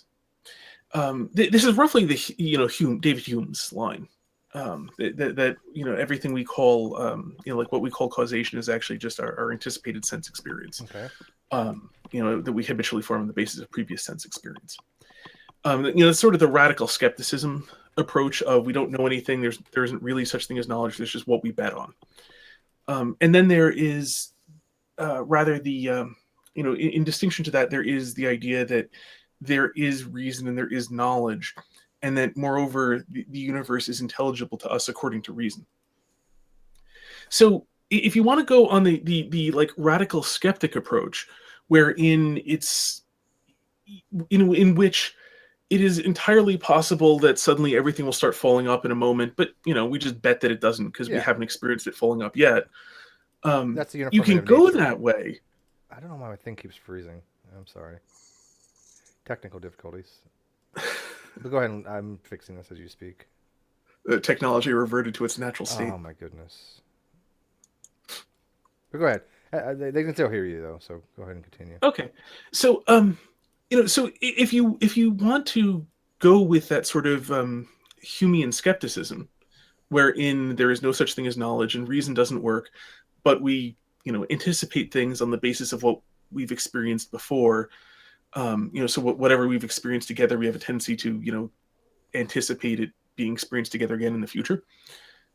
That works, and it is internally consistent. You do kind of throw out the ability to use words like reason to mean anything. And moreover, it does in practice have a little bit of a paralyzing effect when you believe that the universe really doesn't make any sense at all. It's just you're going to anticipate things some of the time. Yeah, well, no, I don't take a nihilist approach. I don't think that. Well, that's not nihilist. That's skeptic. Well, Because the nihilist will hold that. Yeah, that's true. Yeah, but it's holdable by people who aren't nihilists. Correct. That's correct. Yeah, absolutely. And in point of fact, the reason I bring it up is a lot of people, when I've talked to them and really tried to suss things out, tend to retreat to that. Now, this is where, on the flip side, though, because for example, one of the fundamental assumptions you tend to have in science is that things are relatively uniform. For example, uniformity of nature. Yeah, but why? Well, why that's an a priori assumption we make based upon observations, because without that ability, we couldn't make predictive modeling, right? If things can change tomorrow, we couldn't put somebody on the moon because the laws of physics may grossly change tomorrow, right? So we assume there's a uniformity of nature. Well, we do, but I mean, if you're doing this without any justification, then there's no way to describe as rational assuming something simply because otherwise you can't do something. Yeah, I mean, justifying the uniformity of nature is a little bit more difficult. I mean, we have a guy named Darnazine, he loves this type of argument. I don't have a problem with taking it axiomatically. I mean, you're taking it, you're not using reason to justify reason. You're just taking it axiomatically that without that ability, we couldn't have the ability to predict things. We couldn't make predictive modeling. We're not making it a case saying that the laws of physics can't change tomorrow. They could. They might have been different in the past. We have no indication that they were, but they might have been, right? But I just take the uniformity of nature is that without something like that, I can't even get out of bed in the morning. I can't even function. If I don't think that the laws of physics are going to be working tomorrow and I try to get out of bed and I just think I'm going to float up, I'm going to stay in bed all day, right? So I have to be relying on the fact that there's some kind of continuity there. Right, but the fact that you are relying on it should, I think, inform other things that you believe. But leaving that aside for a second, because think about in other cases, like if I didn't assume this, I couldn't do it. So, like if what's wrong with that? Because I mean, we have to live our daily lives, right? I mean, as much as people like philosophy, I still have to go by a pragmatic approach because I'm a pragmatist. That if I don't take a pragmatic position, I just really can't live my life. Yeah, I mean, you could always kill yourself, of course. Yeah, and if I'm a diehard, nihilist, then there's no ramifications for that. But I do believe there's a purpose for things. Not everything, but I do believe that even atheists would say that they have a value to their life. You had made an argument in one of your videos, which I kind of disagreed with you on. You basically were saying that atheism is promoting a bad message or a message of nothingness rather than a good message of theism. I don't want to misquote you, but you know what I'm referring to, and you could say your actual thing in a second here. But if an atheist lives their life for themselves, for their children, for the well-being of others, there is a reason, there's a purpose, there's a function they have in society that's beneficial to all, and they can't just go out and randomly commit murder or rape, pillage or plunder, because it does affect societal norms. And so just because somebody doesn't believe in a higher power, there's consequences after life. They sure believe there's consequences during life, right? Well, I mean, here's the problem with the pragmatist approach. Well, the problem was every type of theory of truth, by the way, or theory of knowledge. But yeah, no, but this is specifically the philosophical problem with pragmatism. Is that if you will pragmatically assume whatever you need in order to get through things, you may very well be assuming contradictory things. It's possible. Yeah. In which case, you can't have a claim to coherence. Well, I'm not a coherentist. Okay, but in that case, if somebody says that it's incoherent, no, I mean like coherent theory of truth. There's pragmatist, coherentist, and deflationary. A lot of people adhere to coherent theory of truth. I kind of don't. They get really nuanced the differences, especially when it comes to like deflationary. I take the pragmatic approach, but you are right. But in any theory of truth you pick, there are problems. It's just like Gödel's incompleteness theorem. Everything you take axiomatically, you're going to have problems somewhere else down the line, right? In some other model. So yes, you can run into that problem, but even that could be resolved. I mean, there are positions such that you can take conflicting things, conflicting beliefs, and that doesn't mean it's incoherent. They're called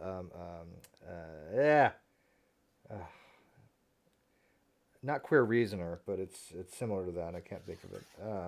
I don't remember. I know one of those diatheism. Diatheism would be another example of conflicting. I think it is. I'm not familiar with that one. Let me see if I can find Diatheism? Diatheism. Let me see if I can find it for you. Hey, by the way, let's welcome some other people in here. What we got in here? Why I looked this up? I can't without my computer freezing. I told you every time I try to do something like look at the live feed and I switch back and forth, it freezes. Yeah.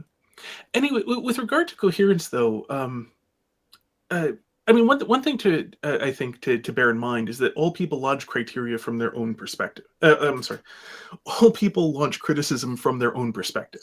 Because it only makes sense to criticize somebody from the assumption that you yourself are correct. Now, you can criticize whether or not somebody contradicts themselves from their own premises. Although if somebody... So, I mean, you can hold that... sorry.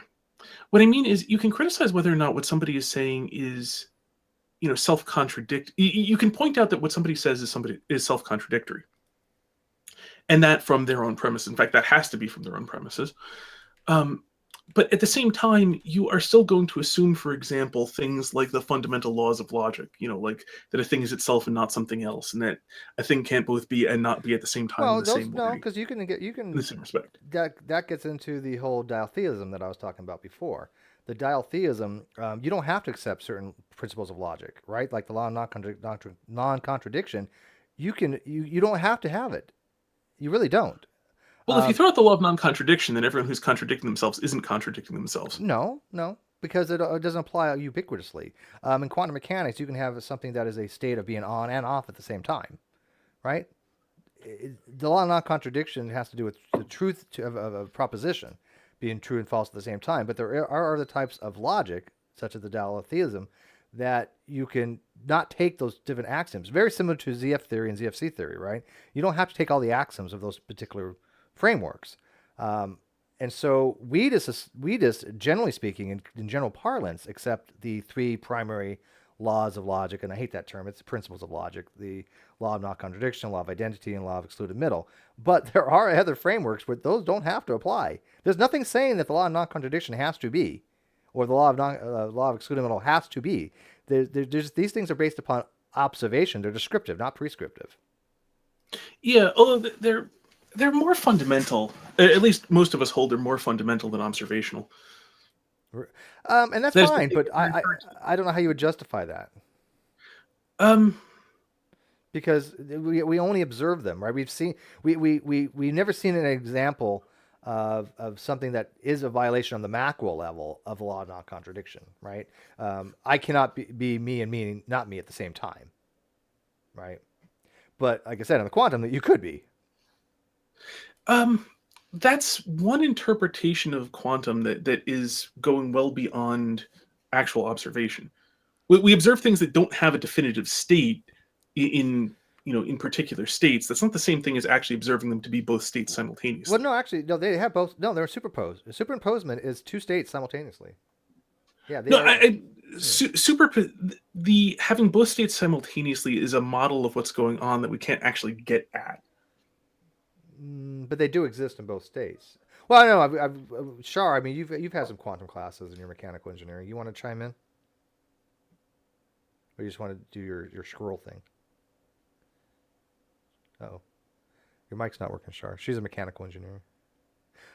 I don't think her mic's working. All right. Well, how about JP? You want to chime in real quick? I'm trying to get some people in here, but if we wanted to join, then I open it up. You're way over my head right now. I wanted to open this up, and now everybody's like, I don't know if I want to go in there on that. Yeah, there you go, Shar. Yeah. No, I didn't take any quantum stuff. My physics was pretty applied. Yeah. You're not turning a wrench. But I think that's irrelevant. Well, here's a because just the fact that we can't maybe demonstrate something to be the case in physics doesn't mean that it is necessarily the case, in other ways, right? I think what you're saying is right, Steve. I agree with you that it just depends on the framework you're trying to use. And exactly. I use that for everything. Whatever framework you're utilizing, whatever framework of knowledge you want to build, it starts off with axioms. And Chris is a math guy, so he understands that quite well. I don't have a problem with that. Because if I say, look, here's a particle that's decaying, it's going to produce two particles. One has a spin of up. The other, we know by quantum laws that the other one has a 180-degree opposite spin. We know this, right? So we say, hey, we observed particle A. We now know the spin of particle B. Now, is there something beyond that absolute where maybe that doesn't hold true?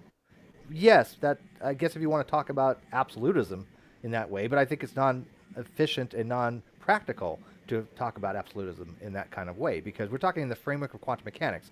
In the framework of quantum mechanics, the laws dictate that if we observe one, we know the thing of the other. So when we have an epistemic claim, a knowledge claim that we know something, we're working within a framework every single time.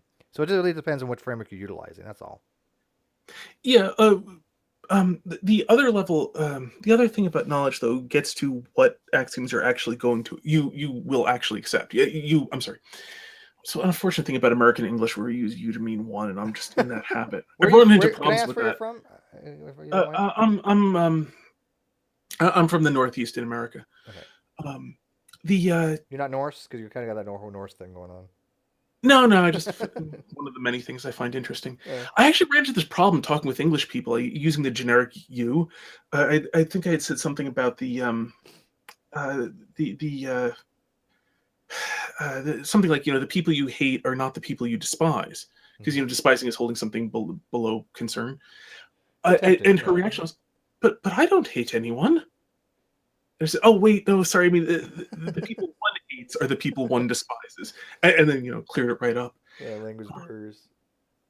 Yeah, it's really unfortunate actually that in America we've gone to that generic "you." One is a lot clearer, but so it gets to the However, the axioms that one accepts are not purely arbitrary. I don't think you would accept an axiom that states that everyone in clown makeup should be hit with a hammer. No, and I don't take. You could construct them. I take them out of necessity, not arbitrariness. Like somebody in the live feed earlier, I think her name was Eve, had said, "Well, why can't I take God axiomatically?" And in reality, you could. However, there's a lot of problems with that. One, it's not a properly basic belief. It's a basic belief, but it's not a properly basic belief. So if you wanted to just have a foundationalist position, you're basically assuming something that doesn't need to be assumed. You're taking a non-parsimonious approach. But you could do it, but there's no reason to. It's like saying, well, I could take the assumption that purple unicorns exist. Okay, great. Where does that get me? Well, but what about the people for whom this is a pragmatic thing? But that's still, pragmatism doesn't doesn't allow you to arbitrarily take things without reason, right? I mean, but what if they what if a person simply could see no reason to go about living if God didn't exist? That still doesn't get rid of the fact that a properly basic belief has to be ubiquitous to everybody. I can live my life without taking that position. Okay, right? but what about somebody who couldn't? That's why they can take it as a basic belief. They could, and they could take it axiomatically, but it would still never be a properly basic belief. It still wouldn't be a true axiom, because an axiom for your foundation of reason has to apply ubiquitously, meaning that if I assume the universe exists, I think everybody else has to assume the universe exists, because nobody that I'm aware of can demonstrate with some kind of surety can prove, and I hate to use the word prove because you know as well as I do science doesn't prove, that the universe exists. We have to just fundamentally start with that assumption. Everybody does, right? So that's across the board. We all have to say that, but we all don't have to say God exists. That's a conclusion that people have came to for their own particular reasons, or subjective reasoning. Like General Han Solo, he's a theist. He's come to the conclusion that God exists, but I don't think he would ever say that as an axiomatic reasoning that he came to that, right? Well, I mean, as a counterexample, though, the original form of Buddhism, as you find like with Siddhartha Gautama, holds that the universe doesn't actually exist, that it's all just an illusion. Okay, but even that's the case, right? Even an illusion. Let's say we're linked in the mind of God. What is that theory called, where you exist in the mind of God? Type of monism? Is that what it is? Modalism. Monism is the belief Not that there's modalism. only one thing. Yeah, no, it's a modalism. What is it that somebody like I said, I can't look anything up because my video will freeze. I do this all. I'm not familiar with. In any event, let's just. There's a type of position. Again, I'm not really a philosopher kind of guy. I just kind of pick up here and there from people that are that we exist in the mind of God, and whatever you want to label, it's irrelevant. But even if that's the case, and we exist in the mind of God, that is still our reality. No matter how unreal our reality is, even if we're living in a matrix, even if we're living in a computer simulation, that is our reality. Period. That is what we're perceiving to be sensory perception of. And so when we're talking about reality, that is our reality. And anything beyond that, brain of the vat, Maxwell's demon is irrelevant. Well, actually, I mean, the original Buddhism went further than that, that there isn't even that. Subjective idealism. Thank you, Mathemona. Subjective idealism, I think is what it is. Yes. Yes. Okay. Sorry. Yeah, I mean, it actually went further. I mean, in the same way, you can find people who claim that they don't actually have minds. That a mind is simply, not that this has a good definition, but a mind is simply our post hoc way of explaining the like physical processes that are going on in us. Well, we have proven that people in our community that don't have brains, that don't have minds. We have demonstrated that to no end. I mean, go look at Trim Pearson's channel. Yeah, I had to throw that in there, guys. Come on, what do you call a mind though? Like, do you just mean the brain? I mean, because the mind and brain, I do think are different things, right? I do believe that the mind and brain are two different things. Although I'm not a dualist, right? But I do believe the terminology is separate. Yeah, it is a different terminology, isn't it? Mm-hmm. Yeah, I think the brain is the physical substrate, and then the mind is the consciousness that's an emergent property of that. Okay, yeah. But that emergent property, like in my opinion, is completely natural, right? Whereas I'm a monist in that regard, not a dualist. Yeah. Well, I mean, people who believe in souls believe it to be completely natural too. Yeah, a soul isn't natural, though. Is a soul natural? I think that really stretches the incredulity of the definition of a soul, right? I mean, the soul is supposed to be some kind of supernatural thing. That's the purpose of calling it a soul rather than just consciousness. It's an immaterial thing. It's not supernatural. I think it would be though. I mean, there's no laws of nature that we can use to quantify a soul, right?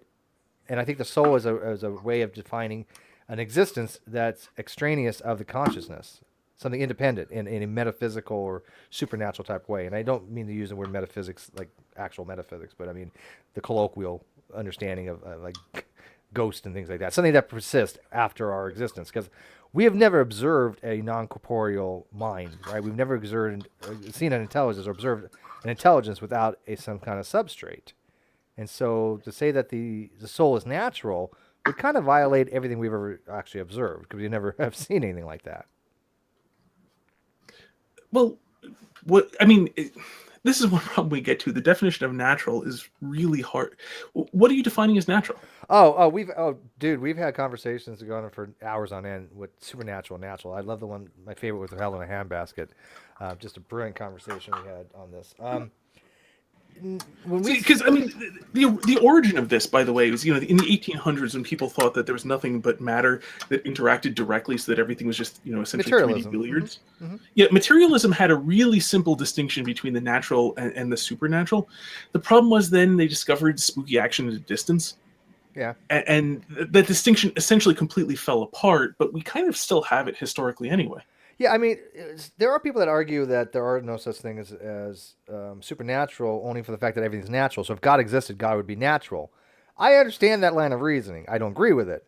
Well, that's actually that one I've never heard of. I mean, Christianity has a supernatural natural distinction, but the soul is a natural thing. They do that because their reasoning is this: is that everything that exists in any kind of universe, and I use the word universe specifically here different. I'm not trying to equivocate, but I use the word universe as everything that is, can be, or was. I mean, just a modal universe. And so, if God exists, then He would be a part of that universe.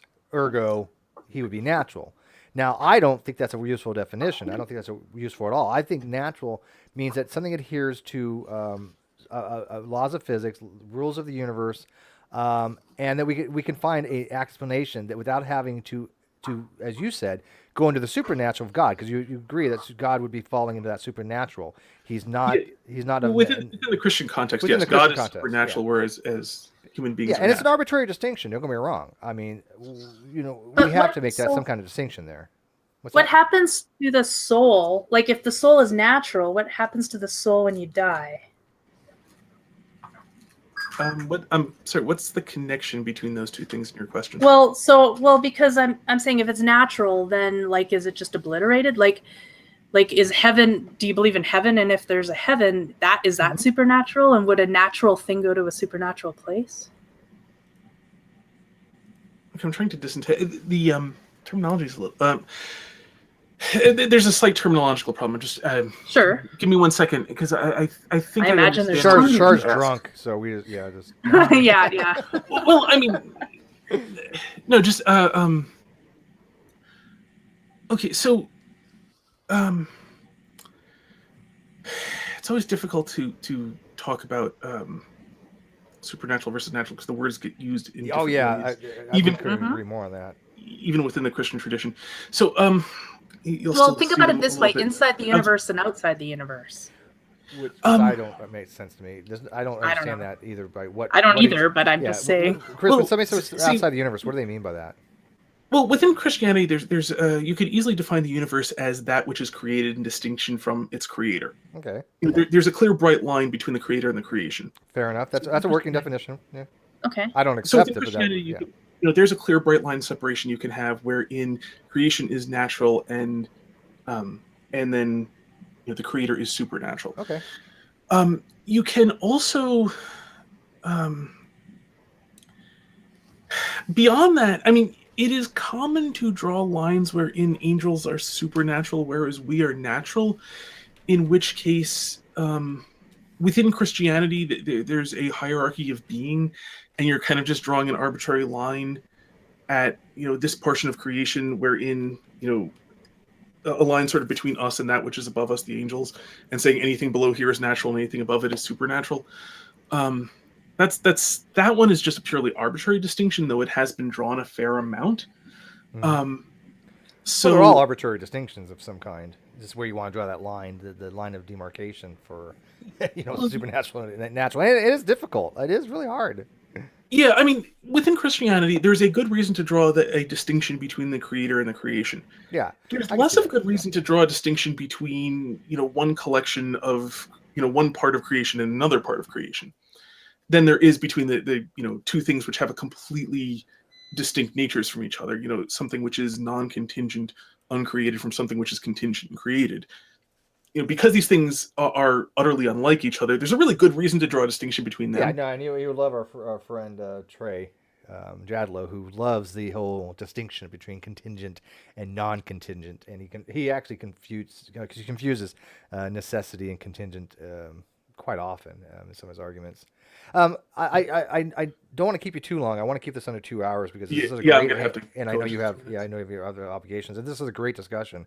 So it's so funny. We were talking initially about people making kind of odd claims, and yet in the live feed, this person Beta Orbiter has just said something like atheism is a mental disorder, which is the same thing I get on people saying theism is a mental disorder. They're both astronomically, ridiculously stupid arguments. Okay, neither one is a mental disorder. Neither one are categorized in the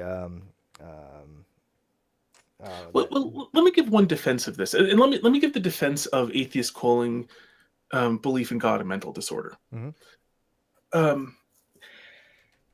Anything wherein a mind comes to an untrue conclusion can be, in a reasonable way, defined as a mental disorder, in that if the mind was working correctly, it would come to true conclusions. Not necessarily. I mean, I'm saying this is a reasonable usage. I'm not saying that everyone has to use it's it very, in this fashion. There are other, we tend to conflate like mental disorder and like gross mental disorder in the sense of like a mind so disordered that it's useless for any purpose.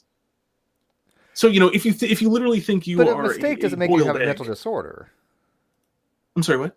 A mistake doesn't make you have a mental disorder. I mean, if I get something wrong that doesn't comport with reality, that doesn't mean I have a mental disorder. Mental disorders are very, very distinctly lined out in the DSM, right? Well, I mean, if that's the term, if you were to say this is a mental disorder according to the DSM, well, then you could just look that up for one thing. Yeah. If you're claiming more normatively this should be a mental disorder according to the DSM, that in itself is essentially a claim about that the mind is so grossly disordered that it's useless for most purposes. Because I would think the atheism would be the normative, because if somebody wants to, and again, I'm just playing the part here. If I said, hey, look I think if you don't accept Zeus as a god, you have a mental disorder, right? But I would say you're atheistic toward that god. Now you said he could exist, but you don't have any reason to believe him. I'm agnostic towards him. You're agnostic on it, okay. But if somebody says, look, I have no reason to believe God exists, and I'm an atheist toward that, nobody's going to say that they have a mental disorder. Now, them not believing in the Christian God is no different. It's no different whatsoever. It's just another deity out there among all the different deities in the world that the Americans are more familiar with than Europeans. But I mean, in other countries, they wouldn't think twice about saying, yeah, the Christian God doesn't exist. They're Muslim or they're Hindu or, whatever. Well, Muslims won't claim the Christian God doesn't exist because it's the same God as theirs. Well, that's a technical thing. I mean, their version of Allah is quite different. Well, I mean, they simply claim that we're mistaken about him. We're mistaken about some qualities of him. I mean, you see the same thing about people, right? Yeah. You take some politician and some large fraction of the country talks about how they're a bloodthirsty monster, and the other, another large fraction of the country talks about how they're practically a saint and the best thing ever. There aren't two people. There aren't two politicians. There's one politician. They simply disagree about properties of them, but they all agree this politician exists. Yeah, even though they disagree and will beat each other. Yeah, and over the properties thereof. Sure, and I've actually made that argument for and against that very same thing. But a lot of fundamental Christians would probably say that the Muslim version of Allah isn't their particular deity. I mean, I'm not saying that as a agnostic. Fundamentalist Christians will say anything. You know what? You got a point there. You definitely got a point. We have a lot of them in our community too, and now that you have interacted with our community, you get some traction. I want to send people to your channel. I'm hoping that you get more involved in the community and you actually see some of these conversations we have across the board. There's about 500 people in our community. So yeah, I don't get along great with the fundamentalists because I mean, Christian fundamentalism is essentially just proto-atheism. It's got so many inherent contradictions. For the most part, flat out denies reason and so on. If you're a fundamentalist Christian, it just doesn't work. I mean, as I'm sure you've seen all over the place. Oh, countless times. Yeah, it absolutely doesn't work. And it does harm to theism. I mean, I'm not going to lie to you. The biggest converter to atheism are the theists on YouTube. Really, I mean, listen to the stories of atheists. We have a lot of people that are ex-younger creationists or ex-Christians, and they really got that way because they were just recognizing such bad arguments from these fundamental theists. Younger creationism is so... I actually met one who... I grew up with far more atheists than I ever did with like fundamentalists or evangelicals, even much in the way of Protestants or Christians of most of any sort. And but I was talking with one, and the simple glaringly obvious problem that the two creation accounts within Genesis literally contradict each other, and yet So there's no rational way of taking this as being a a biology textbook giving a literal description when there are two literally contradictory descriptions. There's simply no rational way of accomplishing. I actually had one guy who's telling me about how, well, the second story is the first story told backwards. Like, okay, Is it Genesis 2? Yeah. The second story, the one in the Garden of Eden. I'm sorry, the one with the clay and stuff. Yes, like that. This is the first one told, but because the order is different. The order is inconsistent. The way things are created are a little bit different. Well, right, because the one starts with simpler things and leads up to the pinnacle being human beings, and the other one starts with human beings, then all the animals and so on get created afterwards. So I mean, they're even philosophically they're not about the same thing at all. But if you were to try to take these as a biology textbook or a geology textbook or whatever, they obviously are not even a little bit compatible with each other. So he's trying to tell me, oh, well, the second one's the first one told backwards. It's like, well, where does it say, and now the same thing but backwards, which is what you would need for it to be literally the case. I mean, it's just so you can't say that this literally means something and then have to come up with an interpretation in order for it to be a literal reading. Well, that's why the whole nature of it being literal reading is it has to be a literal reading. It's so mind-bogglingly incoherent, so astonishingly irrational that I mean, of course people reject it. You can't do anything but reject it. I will say this though, like there's a certain amount of honesty that comes with that. I mean, it's irrational. It makes no sense, but the part of the reason I lost my faith in God was because the Bible stopped making sense. And I mean, if I can't read it literally, then I have to read it allegorically, and that's fine. But then the more you look at it that way, the more you realize that it's just a book written by people, and it's hard to extract any truth from it.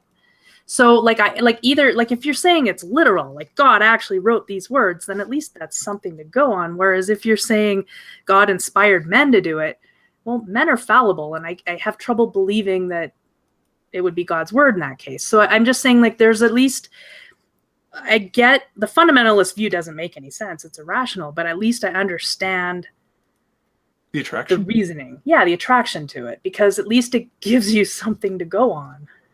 There's a certain on its face simplicity. I will certainly grant you. There's a certain simplicity that comes with it.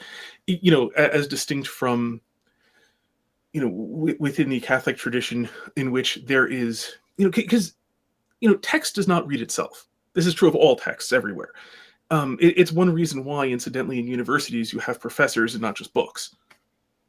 Because there's a person who helps you figure out how to read the textbook. There isn't just the textbook, because the textbook is all self-explanatory.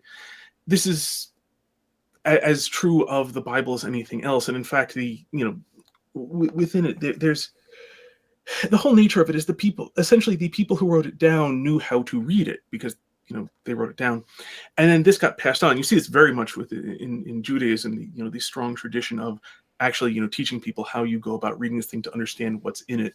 And you see that also in Catholicism, which claims to be, and Orthodoxy, which claims to be in continuation with this, that there is the living tradition of how you go about reading this in order to understand it, which is why you have the whole nature of there being teachers in order to teach you how to read the thing. The idea that you would just take the text and go off on your own and read it without anybody else around would be utterly foreign to everybody involved. There's a many thousand years long tradition of interpretation, of people teaching other people over a long period of time how you go about understanding it.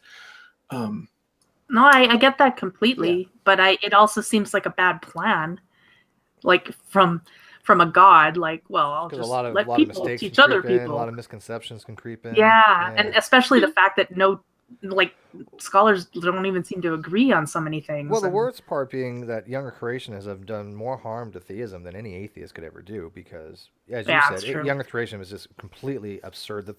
The amount of hurdles they have to jump is just mind-boggling. I deal with so many of them throughout the day. in text and emails that I seriously have to wonder about their, and I hate to say this, but I have to wonder about their ability to function in the world, because they have such a myopic viewpoint that cannot be changed, right? They start with the premise that the young earth creationist position must be true. Nothing can change that position. And that, to me, is a sign of an irrational thinker. Anybody can change my position. Given me enough evidence, I will change my position. If you give me enough evidence the earth is young or flat, hey, look, the earth is young and flat. I have seen zero, literally zero, just to suggest either one. People say, hey, well, Steve, we've given you evidence. If you look out, at least in certain places, if you look out, the ground looks pretty flat. Yeah, you know what's funny? My roommate was like, hey, why don't you just sell levels and then you could be a flat earther and say, look, I put the level on the ground, it's flat, there you make money. You know, I was like, yeah, flat earthers should do that. Yeah. Technically, it's evidence. It's well, like, okay. I agree with you. I agree with you that But anything that can be evaluated as evidence, but I'm going to use the word evidence specifically here to mean anything supporting a hypothesis, right? Anything, anything that sways the rejection of the null, because the evidence in science is different from evidence colloquially. Colloquially, everything's evidence. If I say, hey, look at this, and this is my evidence for God, and it's a pencil, that's evidence I'm presenting, right? And anything in a court of law. But that's a colloquial version, and I support that meaning of the word evidence. But in this particular case, I've never seen any evidence scientifically that can sway a scientific position ever to support young earth creationism. They're all wrong. I mean, every one of them has this major flaws. Yeah. I mean, yes, that's true. The thing is, though, people are extremely, I mean, just to put your mind at ease a little bit, people are astonishingly good at compartmentalizing. Yes. Cognitive dissonance is real.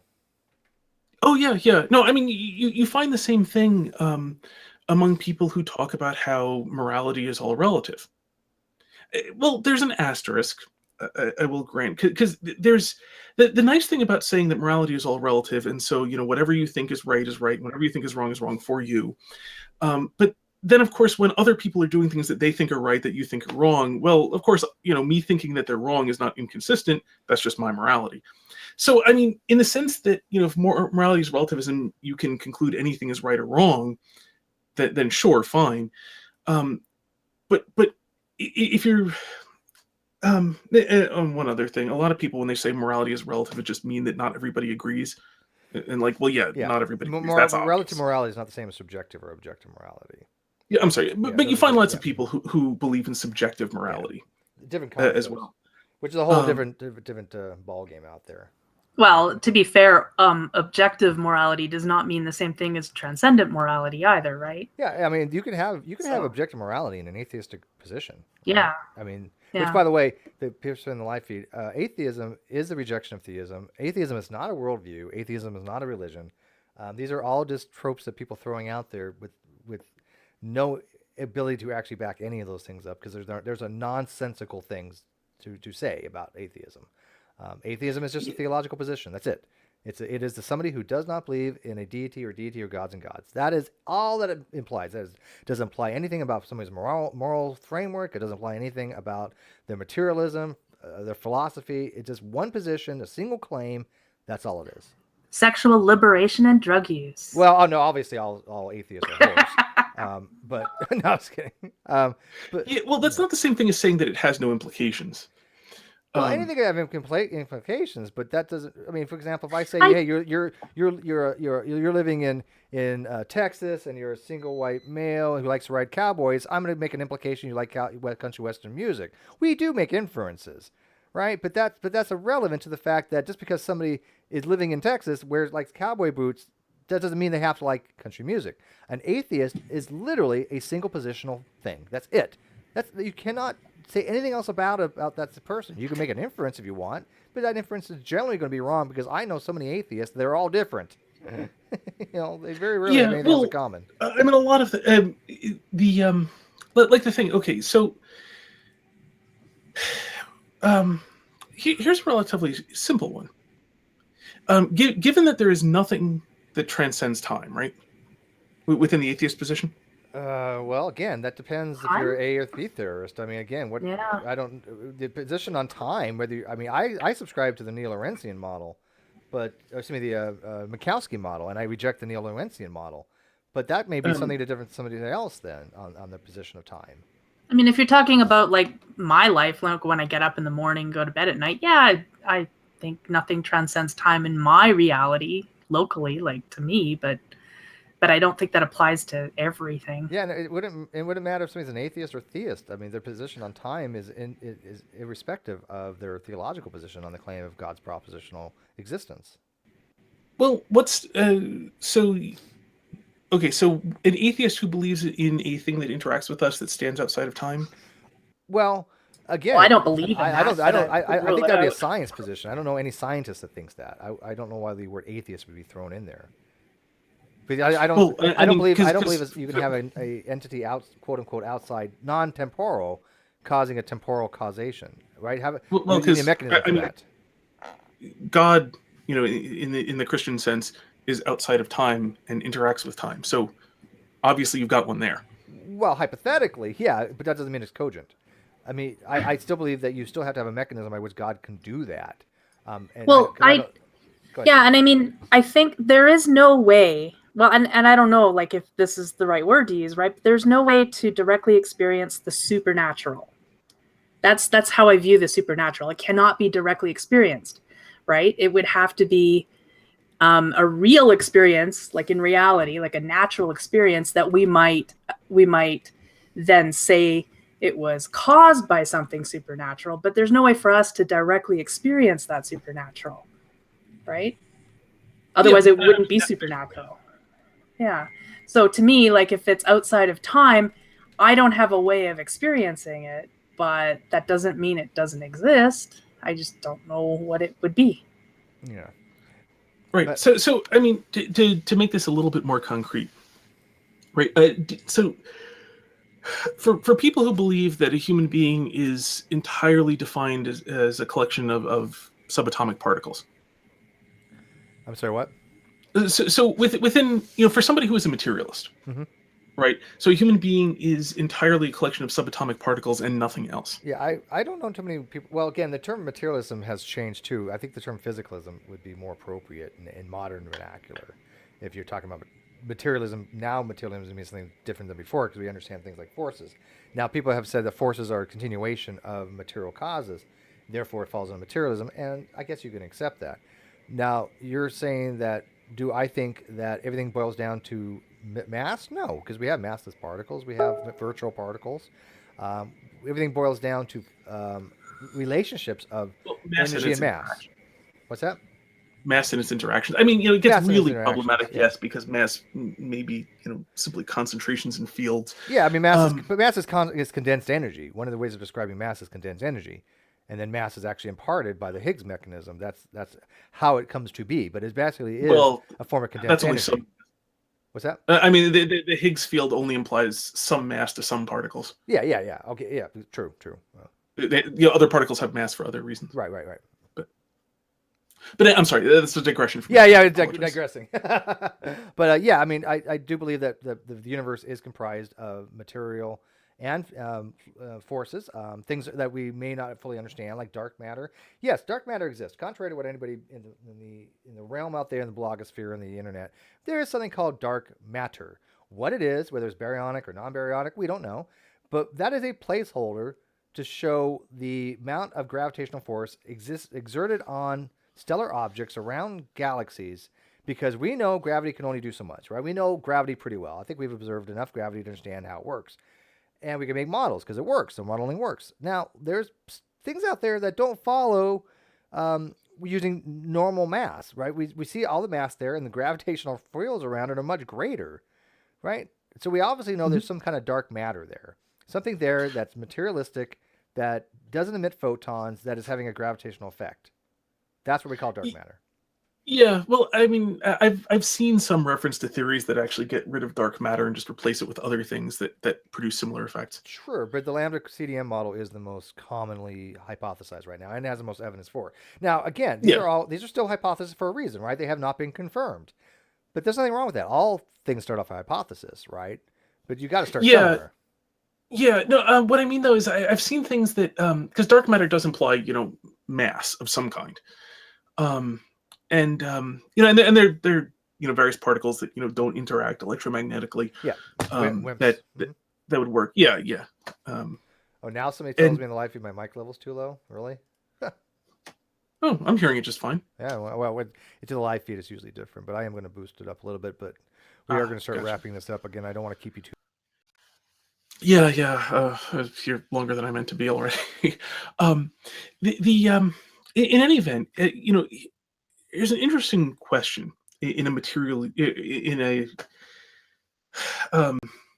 if a human being is made up of matter and the interactions of matter, how do you define a particular human being across time, given that you're made up of different matter at different times? And You're there's nothing different at else? every moment in time. You're not the same.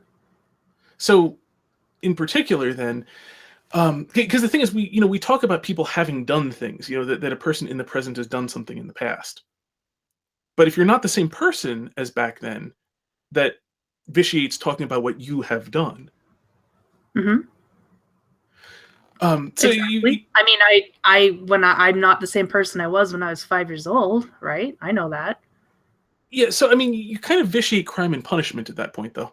Well, so we do that already, right? Like, I mean, you get people not guilty by reasons of insanity or other things, right? Like, we make exceptions for that already. Well, but if nobody is who they were a minute ago. Well, sure. So that's where we take a pragmatic approach and we say, okay, well, you're still autonomous. You might be different than you were, but you're still the same bag, right? More or less. It changes, but it's still the same entity, I guess. Yeah, I'm just saying you have a really, really hard time defining a person across time, given that the matter is changing.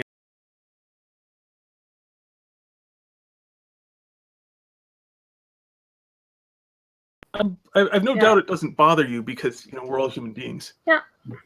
Yep.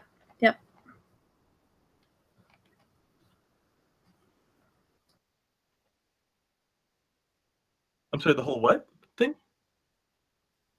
Ship of Theism.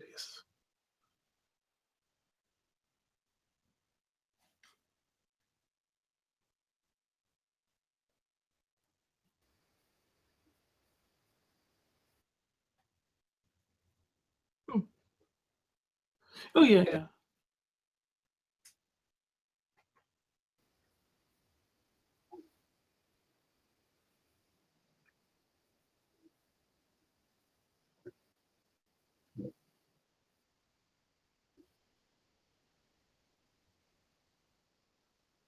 But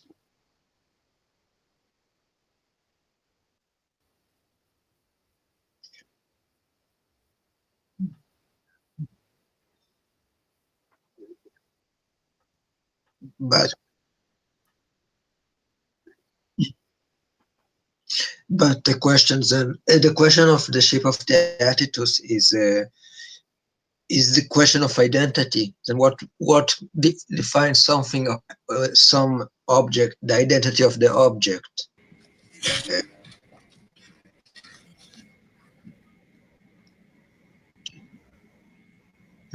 So,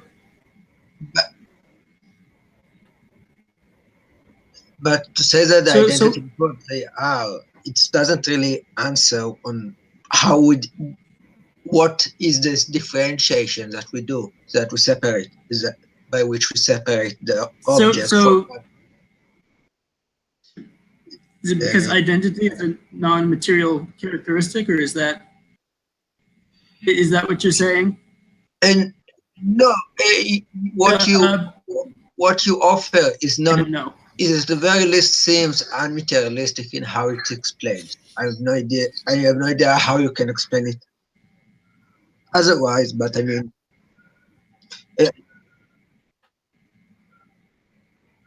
Yeah, exactly. I mean, what I don't know is what I don't- why it's an issue. it's question in metaphysics. It's question in metaphysics on the question of identity.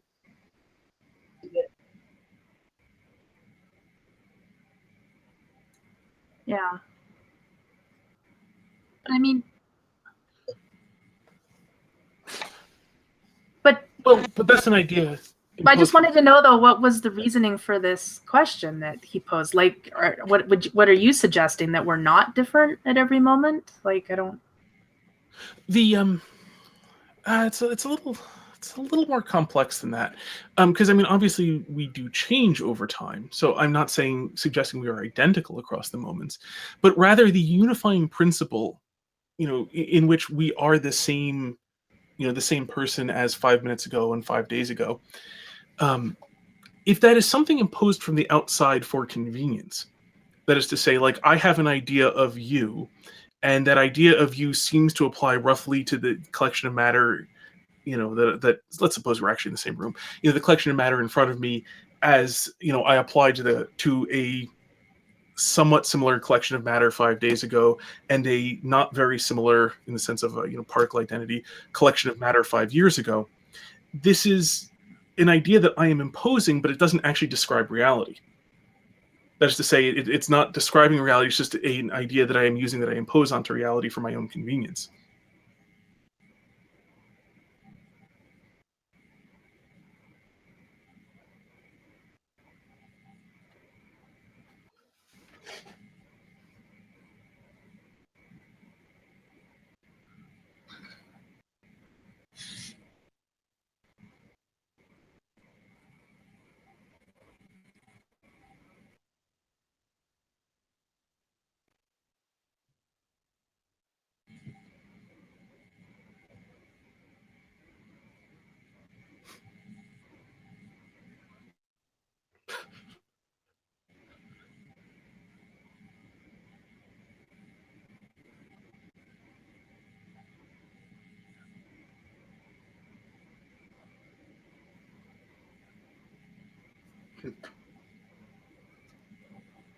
Mhm. Yeah.